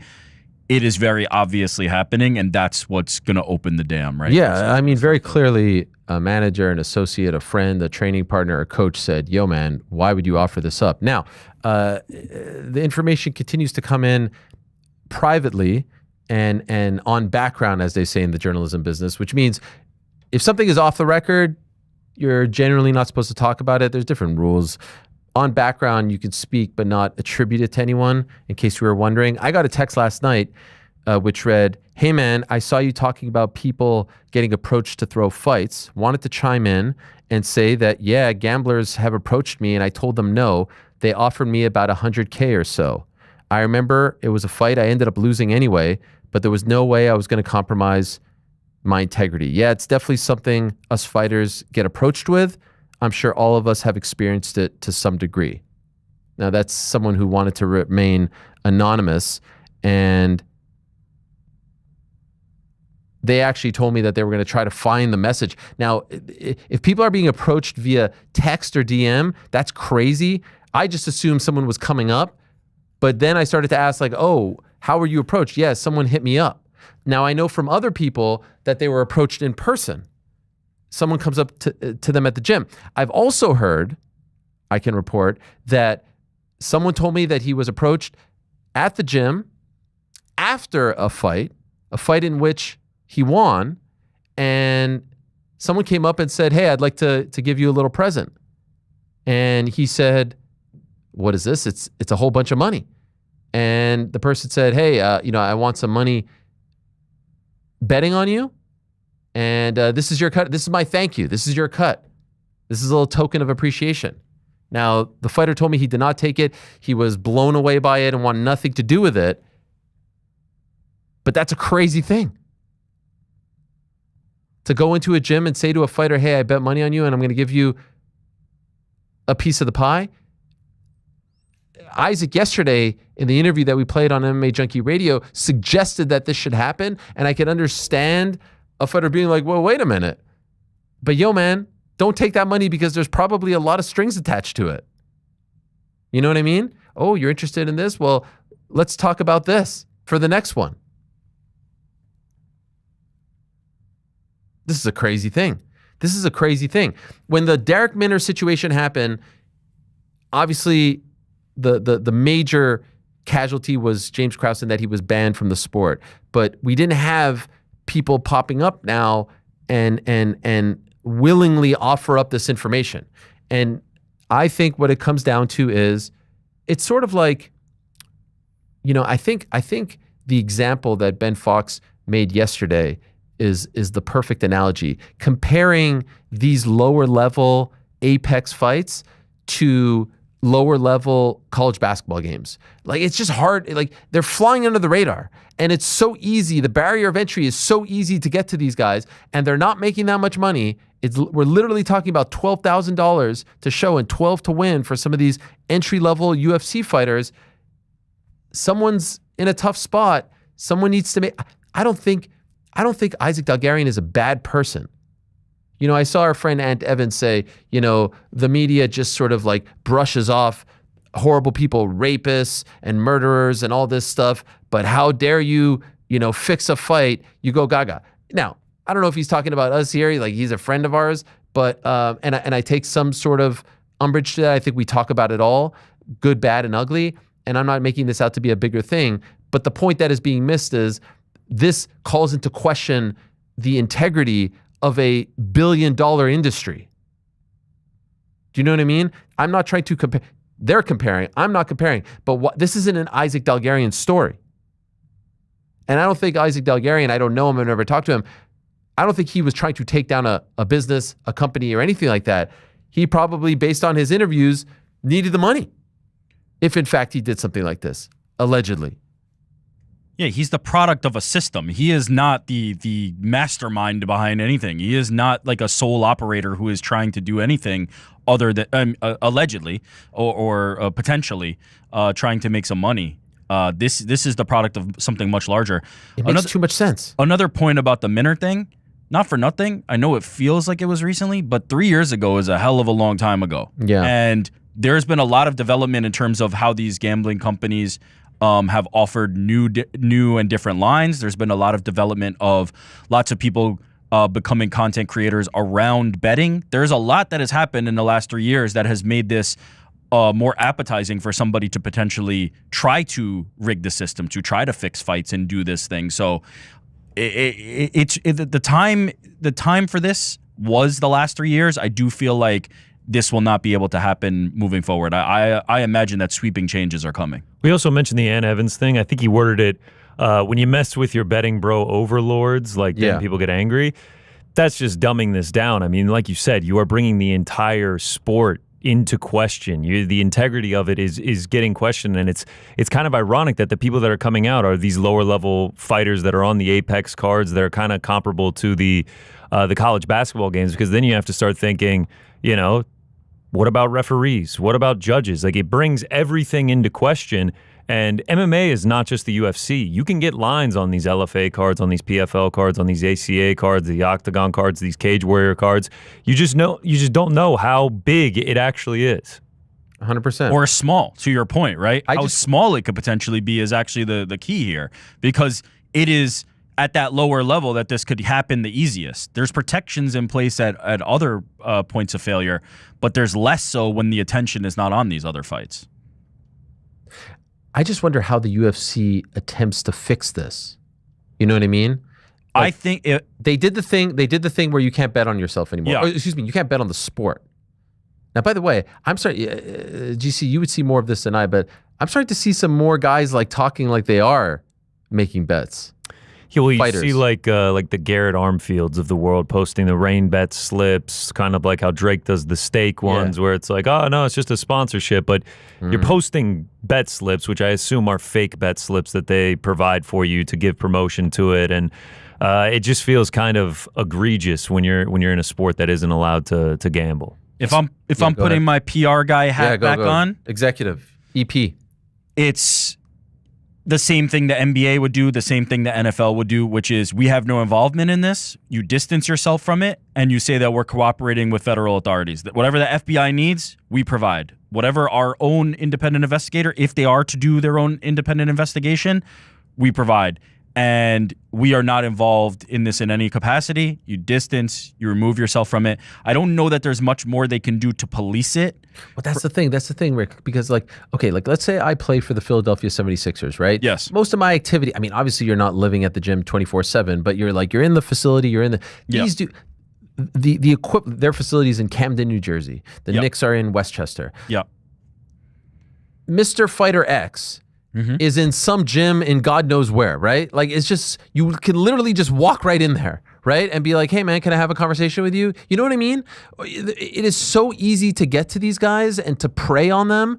And quite frankly, I just have a hard time believing that more of this isn't happening, and it hasn't happened. I'm not talking about the failed attempts. I'm talking about, like, we have watched fixed fights. Yes. And it's almost certain we've watched a certain percentage of fixed fights. And that's I mean, to me, that's scary. That's not good for the sport. No, certainly not. But it might be one of the worst things that can happen for the sport. It is the worst thing. It's on a short list. It's the worst thing because it the worst thing is someone dying. Yeah, I was gonna say the worst thing is someone dying. I don't know. I don't know that that's actually worse from a public perception. You die. The loss of life is someone dies. It happens in boxing all the time. This is not we're talking about 2025 here. Like, it happens in boxing multiple times per year. Like, I don't think that that's actually true. Now, if it's a highly publicized thing, if it's like on the first event on CBS, somebody dies in the octagon, certainly I think that's like almost the worst case scenario. But no, I don't believe that I don't think a death would take down the sport, but I think it would get covered a lot more than this.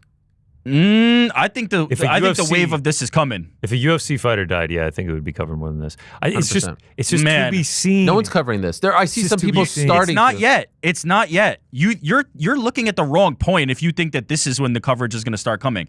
Once they start, look, as I said, it was yesterday, the Chauncey Billups, the Terry Rozier, when these things are happening, it's not about when you're starting to hear whispers of it. It's when they have federal investigations of it. It's when they're actually arresting people. I know. That is going to be when they start arresting fighters, when they start arresting referees, coaches, judges, that's when this is going to become a big story. It's not going to happen now when it's all speculation, when fighters are on Instagram joking or not joking about it.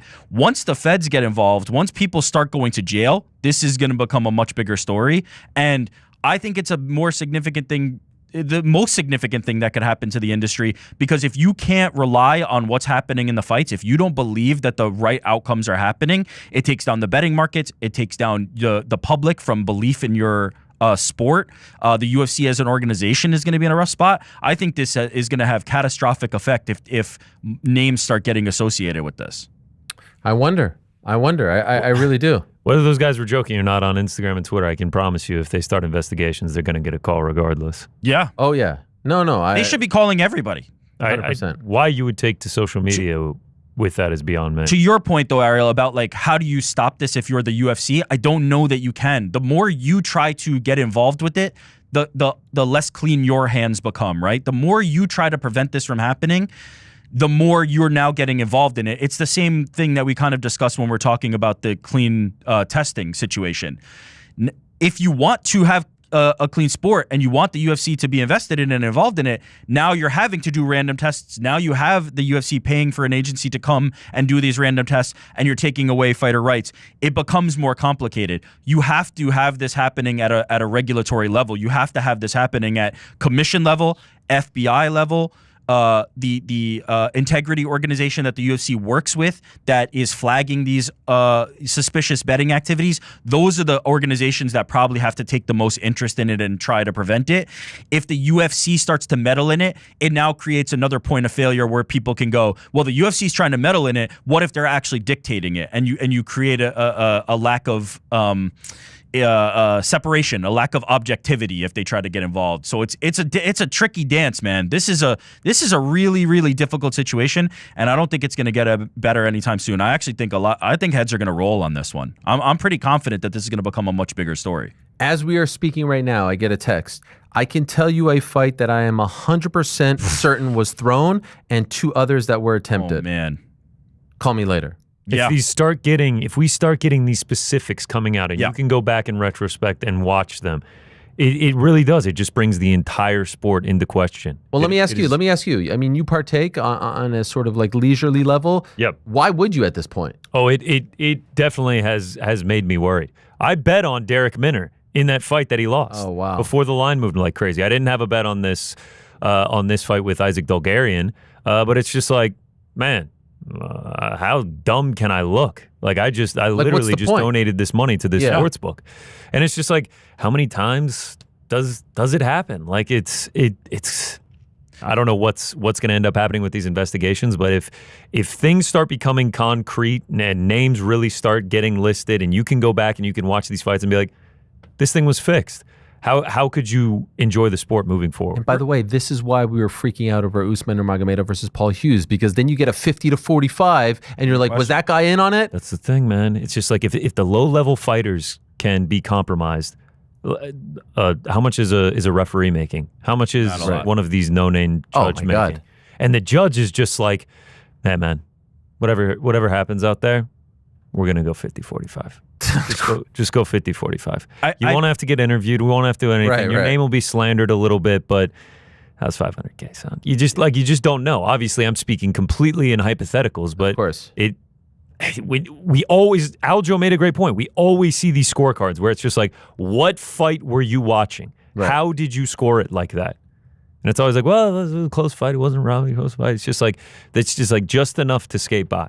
We saw it. And I mentioned this in our conversation previously, we saw it with the Derek Minner fight where there were commissions, there were jurisdictions where they started holding betting action on the UFC, right? But then it eventually came back.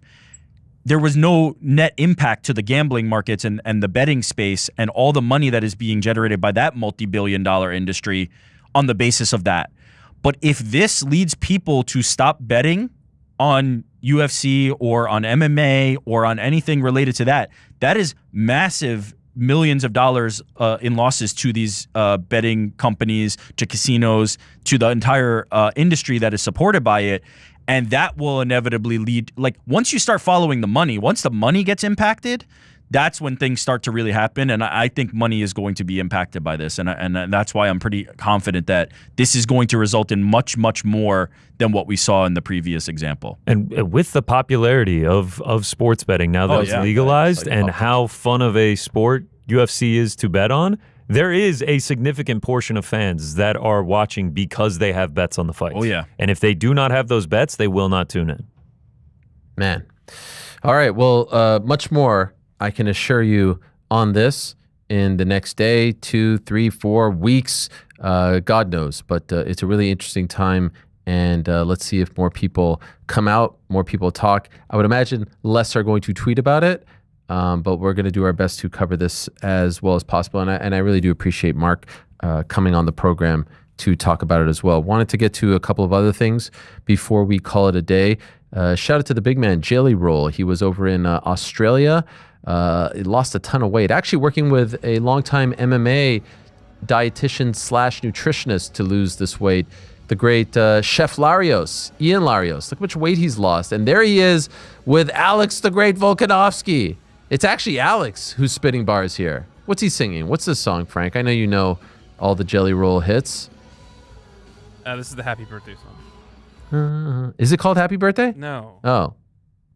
I like Jelly Roll. You're not a fan? I mean, I just don't listen to his music. What is it? Wild Ones? Does anyone? Nah, man.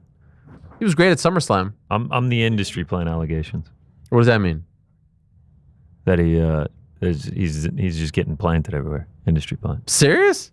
I mean, I'm saying it in jest. Oh, but like is that a thing? Everywhere I go, I see this man. Like it's just like every time I turn around, he's everywhere. I mean, whoever's booking these things is working amazing. overtime. Yeah. Baby. I swear to God, I can't watch anything. It's just like you turn on the Today Show in the morning. They're like guest starring Jelly Roll, and then He's it's just lovable. like Monday Night Football that night. It's just like guest commentary from Jelly Roll. Yeah. It's just like all right. Big JR in the house. Nah, shout out to Jelly Roll. He's lovable. I think he's got a great likable name. He's cuddly. He's lost a lot of weight. He's inspirational. Great backstory. Wrestling fan. Would love to have him on the program. Shout out to the big man, Waldo Cortez Acosta. He's going through it right now, and he's taking us on the journey. He showed a picture yesterday of his eye in the aftermath. There it is. Not fun.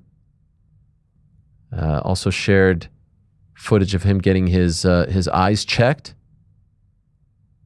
Also not fun. But I mean, shout out to him. He got the opportunity to come back and knock out Antidelia. And so we do wish him well. It's a scary thing. It's a really scary thing. Frank wanted me to talk about my eye incident, but I don't want to talk about it. You have to tell the people. No, I can't do it. It's empathy. No. They're going to think I'm making light of the situation. All right, man. Well, it was just that my daughter, she was playing with like a mini slinky. Like a plastic one? Yeah. It's not the big one. You know the big ones, right? Yeah, the big steel ones, but this is a plastic one. Nah, I think it was like a fiberglass. Okay, yeah. Really light. But sharp. Got it. And she was pulling it. Why she was doing that, I don't know. That's kind of what you do with a slinky. No, she was standing there pulling. You're supposed to do the dun dun dun dun dun No, dun. that's not the only thing. There are That multiple uses for a slinky. You- Tell you- us how you she pull used it. it. She's standing right here. I'm sitting right here, and eating dinner. And she's pulling it, and then snaps. No glasses on, right in the left eye. Ouch. I was in pain. And the first thing I thought about were the string of eye pokes in our sport. And I was like, yeah, could you imagine? If I'm in this much pain, could you imagine what it's like to get poked in the eye by a fighter? Did you get the lid down in time? Oh, absolutely not. It's still bothering me. Wow. Yeah. Did she Straight feel to the bad about cornea. this? Still bothering me. I'm here. It showed up. Whoa. Driving with one eye. Oh, yeah. Endangering all of society. How was Claire's trauma from seeing dad get all effed up like that? She felt bad. I didn't get mad at her. I was just like, it was. No, it's all good. I saw on her Twitter, she says, but you got to keep fighting. No, I didn't. See, now you're trying to make light of it. Claire. No, it literally hit me right in the eye. Sunday Where's my night. daughter? I can't see her. I'm mourning the Jays. It's halftime of the football game of the Bills Chiefs game, and I get nailed in the eye. I could feel the tension that occurred in that moment. It's brutal. Days later in So would another you- part of the world. Well, okay, true or false? Yesterday on the program, Andy slacks me in the middle of the show saying, "Is your eye okay?" Okay, I can't lie. Also today, I was like, it looks like Ariel's hurting a little bit. Yeah, because the light is very strong, and so the eye is still going through it, and I'm like, I think you're just winking at us. No. So would you say though Claire did it accidentally or intentionally? You see, I'm not even going to play this. You guys are trying to get me in trouble. You're trying to make me one's trying seem to get you in insane. trouble. I'm just telling you about the time I got hit in the eye. Oh, no, for via Slinky. That's it. It looks automatically Walking away with grounded. a no contest, Is or it automatically or a DQ? grounded, or is it intentional? Is Claire on Did she timeout? lose a point? I've never because grounded she's Claire. DQ'd, or is she? Is it a no contest and just No play out? groundings, just YouTube ads. Just YouTube ads. Claire, from now until you're 18. You have to sit through 15 YouTube ads. Oh yeah. I didn't tell them about that because if they find out that there's such a thing that can help them bypass the ads, they will be very upset that they've had to watch. I'm going to tell them. I'm sorry. I just enjoy hearing them recite some. They tell me about ads. They're like, "Oh, there's this thing that's out, or this movie's coming out." I'm like, "Oh, I don't know. I got YouTube Premium. Tell me about it." This or is wait, no, they are the ads. This politician. What's YouTube Premium? Yeah. Oh no. I said anything. Yeah. I'm like, what is Curtis Silwa saying these days? And they're like, is it show some Silwa? respect to the goat, Sliwa, damn it. What's he saying these days? And they'll recite his whole his So whole you ad prefer campaign. this? I just want to be clear. I think it's good. You I like think them it's good. watching In that fact, instead of. Yeah, I think I got some messages actually about it. Was saying shot much 5 respect. times. Yeah. In front of my bagel store in 1993. That's what you want them seeing instead of like. Yeah, I want them to know what's up. The gumdrop game that Claire Yeah. wants to watch somebody play. Yeah, 100%. All right. 100%. So I didn't tell them that, but I did tell my wife that we spoke about the DX chop incident of 1998, and she claims that the teacher was not gracious enough, that she actually really truly didn't remember the story, and that we're giving her too much credit. Wow. And also she claims she takes issue with the thought that I was, saying yesterday, which was she threw me under the bus. She takes issue and feels like she has been slandered on the program multiple times, and she would like the opportunity to clear the air. I said we're booked for the week, so we don't have trust her. we don't have time for that. I think a segment with Jacqueline would be fantastic. Definitely not a good rap sheet. She brought up the compost accusations of a few years ago. Has she brought up the incessant microwave jokes from Frank? You know what? Truth be told, I don't think she knows about them. So there's that. She's not watching. Let's just stick that one in the microwave oven for a minute, all Let's make a list. The microwave. You posted the Halloween picture, and Frank's like, "What is that above the stove?" Yeah. The microwave. Yeah, from 2005. Is this you're making notes? Does that mean that we are getting the Jacqueline segment? I'm trying to see if there's enough material. Yeah. And I would love are the accusations accurate? Okay, but the key is you can't be the one interviewing. 100%. No, you're too biased. We're going to have our own boys in the back. Yeah. Imagine. Oh my We're going to God. give a pound for pound. Jacqueline, Things that Ariel does. We'll do it. We'll do boys in the backyard live from your backyard next to the pile of compost. Oh my God. Should we do just the whole family? It's like we bring one at a time in and we just interview them. We'll interview all the kids. And the kids we'll come interview in. Oh my Jacqueline, God. your parents. We So could have where the exactly whole. We'll was the interrogate slinky? Claire on the slinky. On the slinky incident. Yeah, Gate? ask her about it. Intentional or She claims to feel bad. Claire tells us that it was actually Ariel playing with it himself and let it go and it hit him in the eye, but she's getting blamed for it. Matcha could tell you a few things. I mean, if Matcha could talk, you know what I mean? That'd be great. There's a lot there. Yeah. So All right, so book it, Jacqueline. No, 26, we only have come 3 on. items here. Remember when we used to do the awards and say like most desired guest?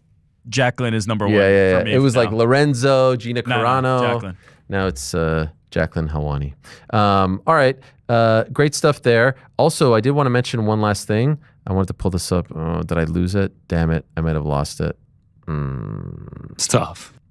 Damn it. We do have super chats or no? Oh, yeah. Okay, so I'll come back to it.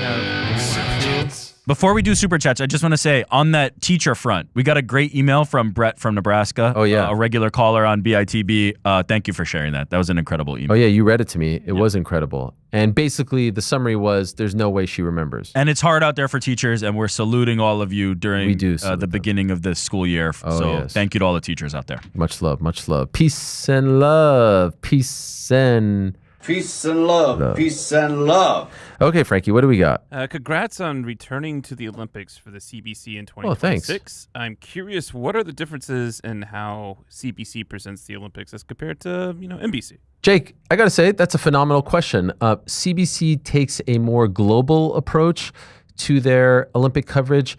And what I mean by that is, and I'm not joking, you know, NBC, and I don't think this is wrong per se, but NBC's coverage is very much centered around America, right? Like you'll rarely get a non-American, unless it's like, you know, the 100-meter dash and there's no Americans in there, but it's very American-centric. And now, of course, with Peacock and their coverage was, you know, I think like everyone loved it over the summer of 24.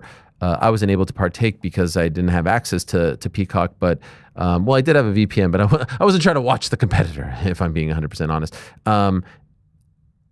Now it's much different, but over the years when it was just essentially on the NBC family of networks, the criticism, if we want to say criticism, was that it was very American-centric. Do you guys agree?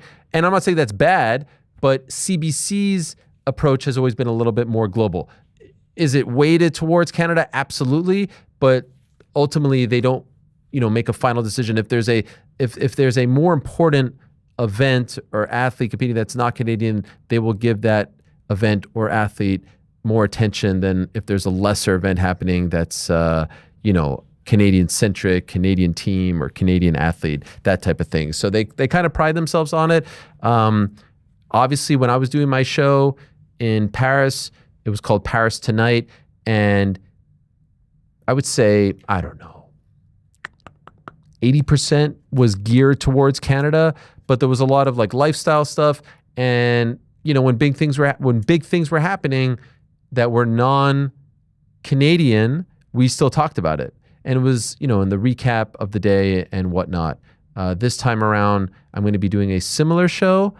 It will be in Livigno, which is close to the Swiss Alps. It's where the skiing, snowboarding, that type of stuff is going to be happening. So I'm actually not going to be in Milan other than flying into Milan.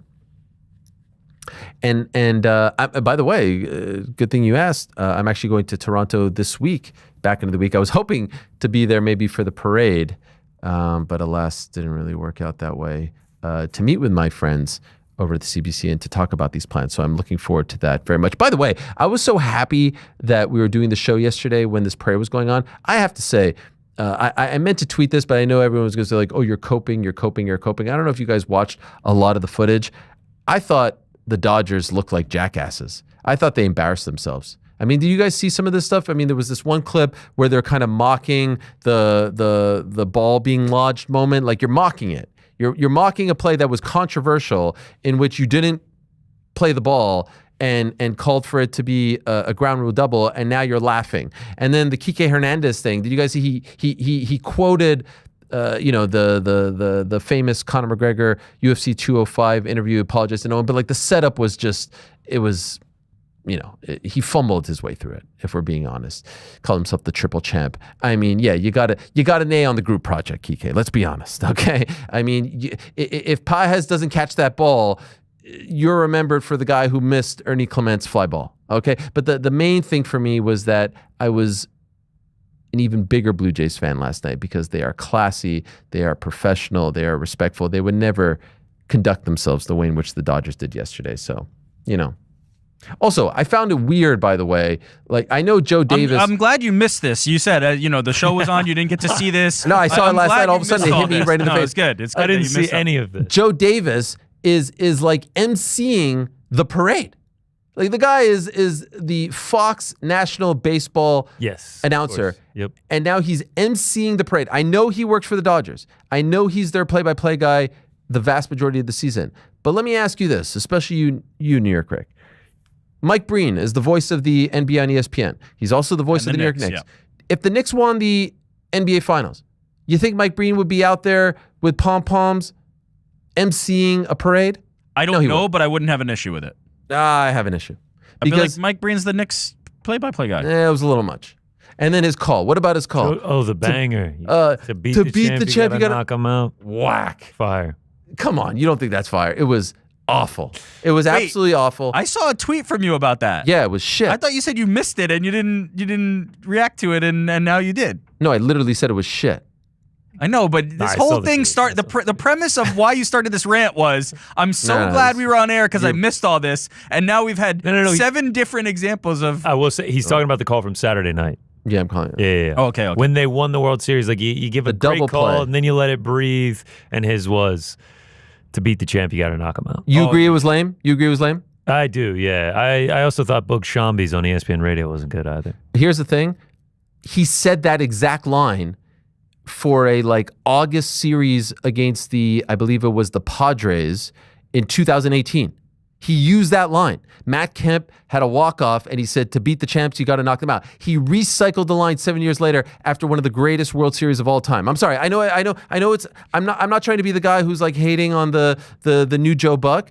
That's not me. I promise you. I know it's a difficult job, but I have to say, recycling a line, you couldn't think of anything better in that moment? Oh, come on. And by the way, 7 years? What do you mean think of it in that moment? He knew exactly what he was going to say. He practiced it in the mirror 1,800 times. Exactly, which makes it worse. That's what I'm saying. You don't recycle lines. Mike Breen would never recycle lines. I mean, Bang is the thing that he No. recycles it every... But do you remember? Bang merchant, bro. Oh, my God. No, I don't mean that. I mean the championship clinching line. Yeah.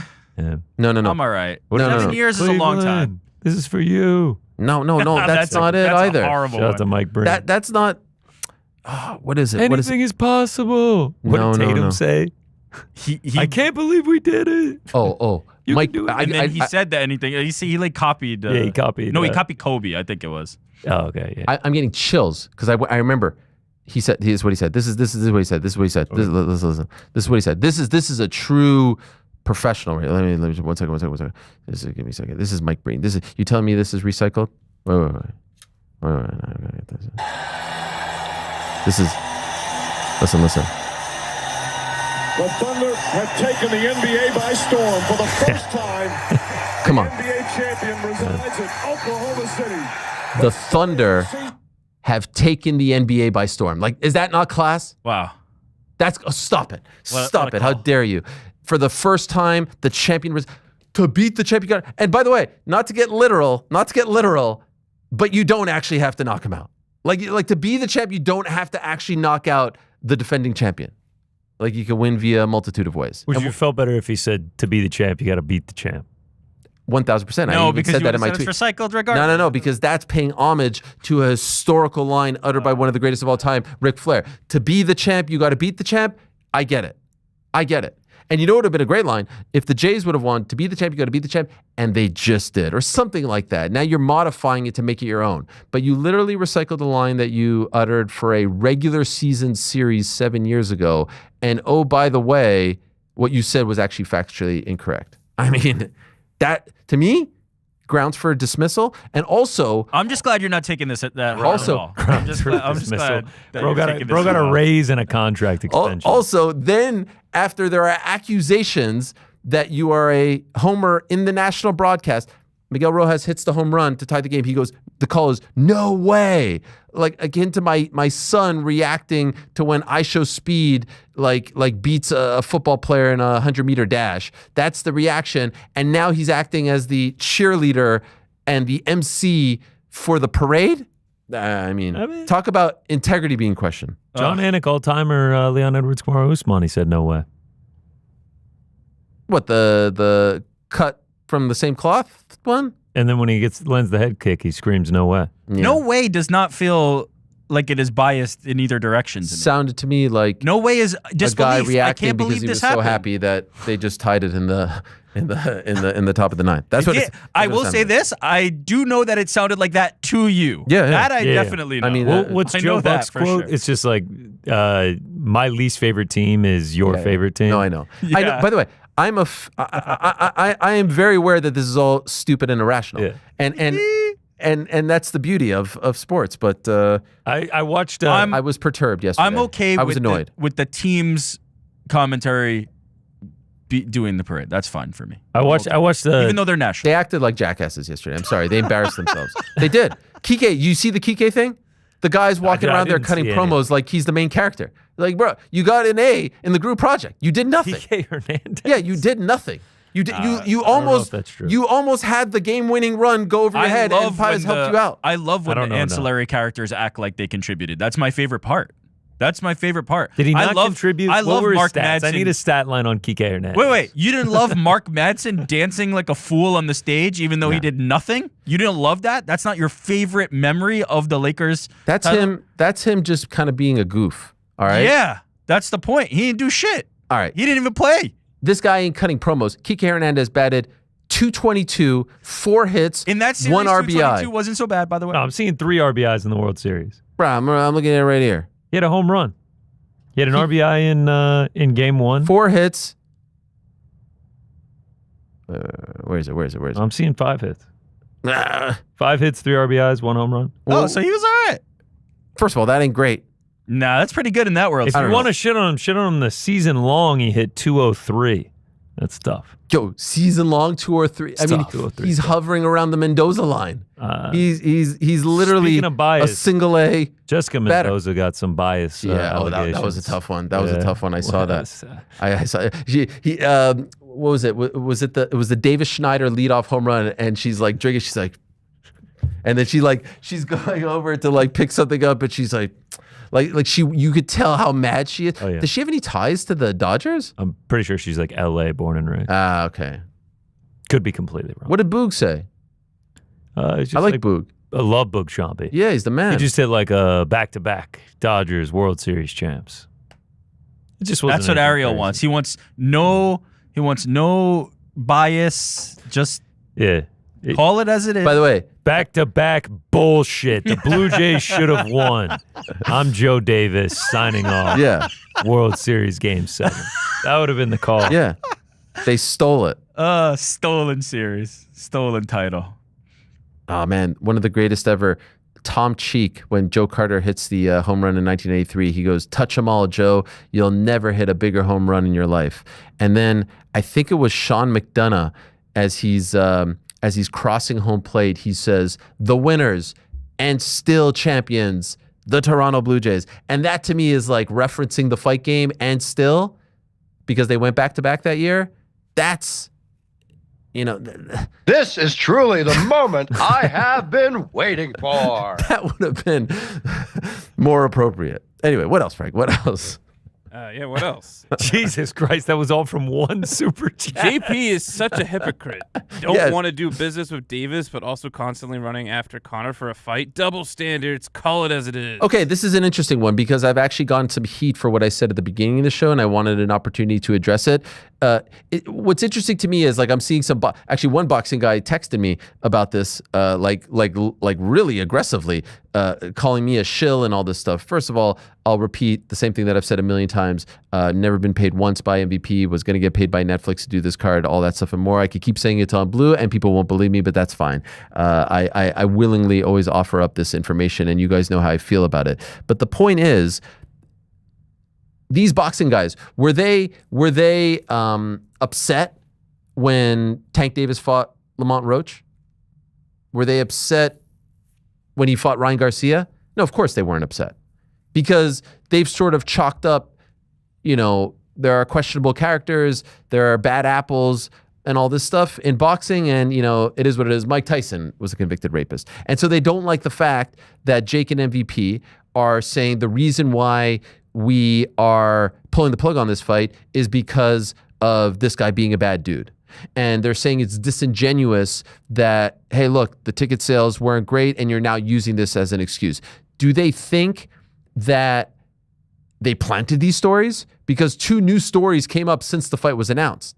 And so the reason I bring this up is, if you were okay with Tank Davis fighting Lamont Roach or Ryan Garcia or anyone else, and are now upset that MVP is citing new lawsuits and allegations for the reason why they don't want to be in business, well, I think that you're the hypocrite, because then that means that before these 2 items came out, you were okay with Jake fighting Tank, right? You were okay with it.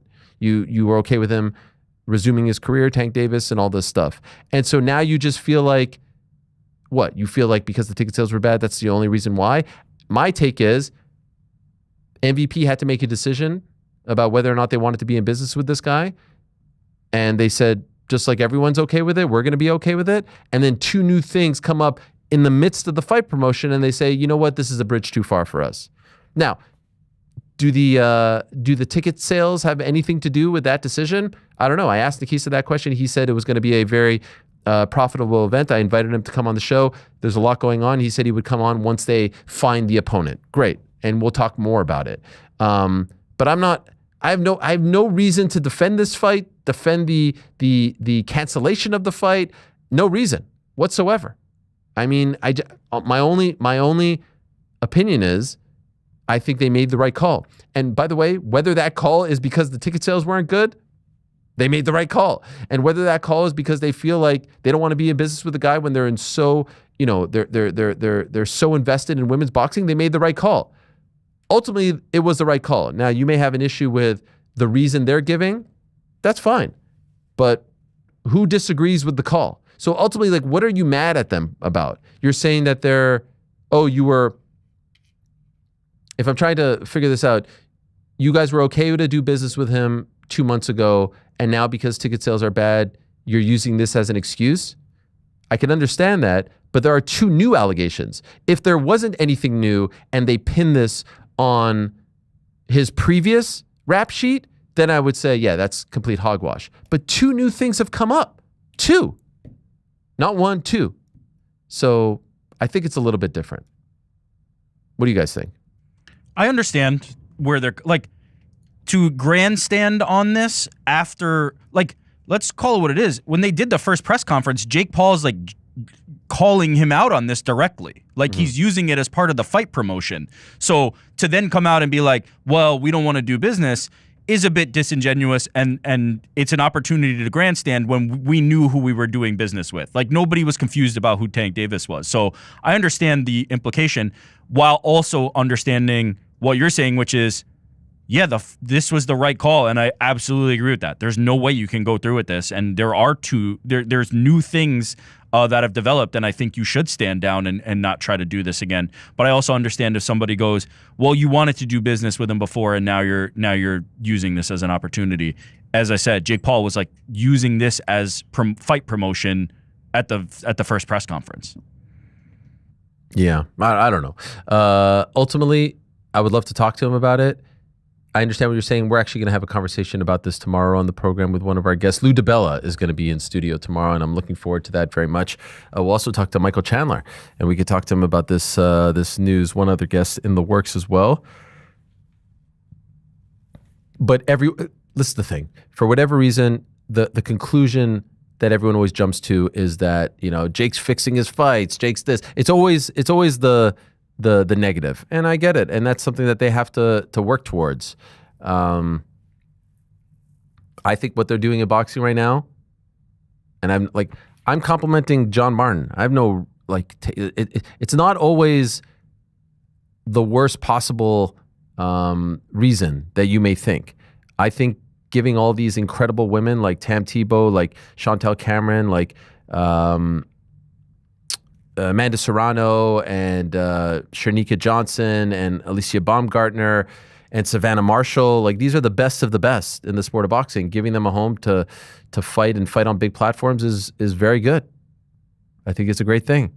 And developing some other fighters as well. So whatever the case is, let's see how they pivot from here. It's obviously not a great situation for them. It's not a great moment, that's for sure. And I'm curious to see how they how they pivot from here and if they're able to salvage a fight for 2025. What else, Frankie? What else? Ariel, after the NBA and the UFC gambling scandals, I feel heartbroken. For me, sports are real, an escape. How do I move past this feeling of betrayal? I wonder if this person is actually being serious, but I would say that it's quite easy to move past, and I would use the Toronto Blue Jays as a great example. When you fall in love with a team who appear to be a great group of guys who are fun to root for, who you take pride in rooting for, who make a city, and in this case, a country proud, when truly, I mean, like the post-game scenes on Saturday night were unbelievable. Like the guys were like openly weeping while talking to the media and focused on the fact that they know the same team won't be back next year, and they know they won't all be together in the trenches, and know that they won't see each other till February, all that stuff. It's like, wow, these guys really love each other. This makes it fun to root for a team like this. That shouldn't That shouldn't be lost. Sports, like to me, I started to think like, why do you care so much? Why do you care so much? And ultimately, it's caring about something bigger than yourself, being a part of a community, being a part of a group of people. Like you go to a game and you start high-fiving strangers. You would never do that unless you cared. And it will hurt so much because you care. It will only hurt because you care. That's why Jays fans are heartbroken this week, because they care so much. And they care so much because it's so much fun to be a part of the journey. That's what makes it fun. That's why ultimately it is better to love and lose than never love at all. Ultimately, you want them to win so badly, I think, because you want to know that all the time, effort, energy, emotion that you poured into this team mattered, that there was a positive outcome, that there was a reason for it at the end of the day. Now, you can obviously say that the reason is the journey and the camaraderie and the texting with your friends and the hanging out and all this stuff. But sports are the greatest escape in this world. Like, there's a lot of shit that happens in sport. There's a lot of ugliness in sports. But there is no better feeling than your team winning a big game on a random weeknight and then going to bed just dreaming about the game, or looking at your phone and going through all the content, or waking up the next morning and talking to your friends about it, or texting to your friends about it, and listening to a podcast and rewatching the highlights. That's just like an unexpected high that comes to you on a random Tuesday in October. That's incredible. Or a random Sunday in November, or a random Sunday in February. You know what I mean? That's a gift. Not every people who aren't sports fans don't get that. And so I would say, if you are being sincere, don't lose that. Don't throw that away. Look for the good, root for the good, and it will all be worth it. That's to me what it means to be a sports fan. Like, some of the greatest moments of my life have come as a result of being a sports fan. The grand slam by Brad Wilkerson at that game in 2003, being at Game 6 with my kids, all the great Knicks moments, Allen Houston in 1999, making the finals in 1994, making the finals in 1999, the LJ 4-point play, the 4 Super Bowls that I got to see the Bills go to, Bills versus Ravens last year was unbelievable, beating the Patriots in the playoffs, and on it goes. I mean, just this year with the Blue Jays, it's a gift. It doesn't always end. It rarely ends the way you want it to end, to be honest. It rarely ends, but the bottom line is, I think it's worth it. I think it's worth investing because of those highs that you get. And the lows will feel way worse than the highs feel good, but I still think it's worth it. You'll have moments where you'll feel bad. And so, like, all this stuff is shitty. All this stuff feels bad, but I think you can find the good. You could root for people like Vladdy, and it makes it all worth it. Or like Josh right over here. I think I picked some real winners. I need a Jalen Brunson. That's what I need. What else, Frankie? What else? How did the FBI and sports bets, I guess books, know the fight was fixed and you didn't? Is this for? Maybe this is for Mark? Yes. Well, I don't know. I can't answer that. Not here to speculate. This one is also for Mark, assuming. Why do you look so guilty? Okay. All right. We don't have to read all of them, by the way. But yes. Okay. Jesus. Fine. Keep going. Do we know why Brandon Royval left Factory X? I don't know, but I can ask. What else, Frankie? Good day, Ariel. Any chances we see JDM in studio soon? Stop it with this name. I asked Timbo. I asked Timbo if JDM would stop by. He's going to be in New York soon for the fight. And he's like, maybe after the fight. You know, it's tough. Fight to focus on. It's a big fight week. I get it. But, I'll actually have next Tuesday, we'll have Malcolm Wellmaker in studio. Looking forward to that. The Georgia boy. Yeah. Chill P will be in studio next Monday as well. He's here. Working on some others as well. So JDM will come in Monday. Monday with the belt. Yeah. The tradition. Belt spit shined. Ready to go. What else, Frankie? What else? Great work on the investigation and interview, Ariel. Oh, thank you. I appreciate that, Benny. What else, Frankie? And what then else? Lastly, GC looking extra sharp yesterday. Show J shirt. Show J shirt. What was the shirt yesterday? I'm not sure what Show J shirt was. It was just a corduroy over shirt. All right. Yeah, man. I had some good pants on too. You were feeling yourself. That was a nice fit. Yeah. It was a nice fit. Appreciate you, Sammy. Oh yeah. Hell yeah. Was that it? That's all she wrote. Okay. Thank you, Frankie. I'm going to actually speak to some students over at Syracuse University. Oh, shit. Yeah. Alma mater. Not in Syracuse, but Newhouse has a building here in New York. So I'm looking forward to that. That's later tonight. That's why I'm bringing it up. Awesome. nice. Yeah, I'm pretty excited. I also noticed that you can actually do I did a dubstep remix. Nice. What do you mean? Whoa, whoa, whoa, whoa, whoa, whoa, whoa, whoa, whoa, whoa, whoa, whoa. I like it. You're blowing people's speakers out right now. You're actually doing this on Thursday, Frank. I was going to the bathroom and Frank was playing the outro of Boys in the Back, and he started remixing it live on the air. It was actually pretty impressive. I was like, man, that sounded pretty good. What was that? He's like, I was DJing. He was cooking live up on some the stuff. air, Yeah, respect, Frank. Respect. Thanks, man. All right, it's time to go. Any updates on the gubernatorial race? Oh, well, thank you. Wow, I didn't realize we had this. No. Oh, nothing. the update on the New York gubernatorial race appears to be that it's happening in 2026. So stand by, stand strong. What about the mayoral race? Mayoral. Mayoral race? Mayoral? Polls will be closing at 9 Extra p.m. syllable. And then everything will start flooding in. 9 We'll wake up p.m. to a new world here in When does the new mayor Manhattan. take office? as soon as the ballots are done. No, is serious? Yes. Oh, it's not like a hey, they get elected in November but are sworn in With the old and with the new. Holy smokes. What's the house called? NYC Mayor House.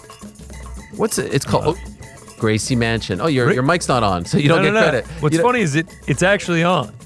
I think this is a Frank. Frank has silenced Eric because he voted for Curtis Sweelan. This is ridiculous. Frank, my God. How do you respond to the allegations? Ricky pulled up in a beret today, and Frank was pissed. Red? No, what did happen to his microphone? Cable has started to. Wow. Just as he said, Gracie. I had the answer. Freaking. Literally was motioning to him earlier. This, I need to fix the cable. This is sabotage by Frank. I agree. Sabotage. Look, say cats for Curtis, and it's going to go mute again. Not all your takes. Thank you, Norma Dumont, John Martin, Aljamain Sterling, Marc Montoya. Thanks to you. Thanks to them. Back on Wednesday. This is a beast. Somebody here.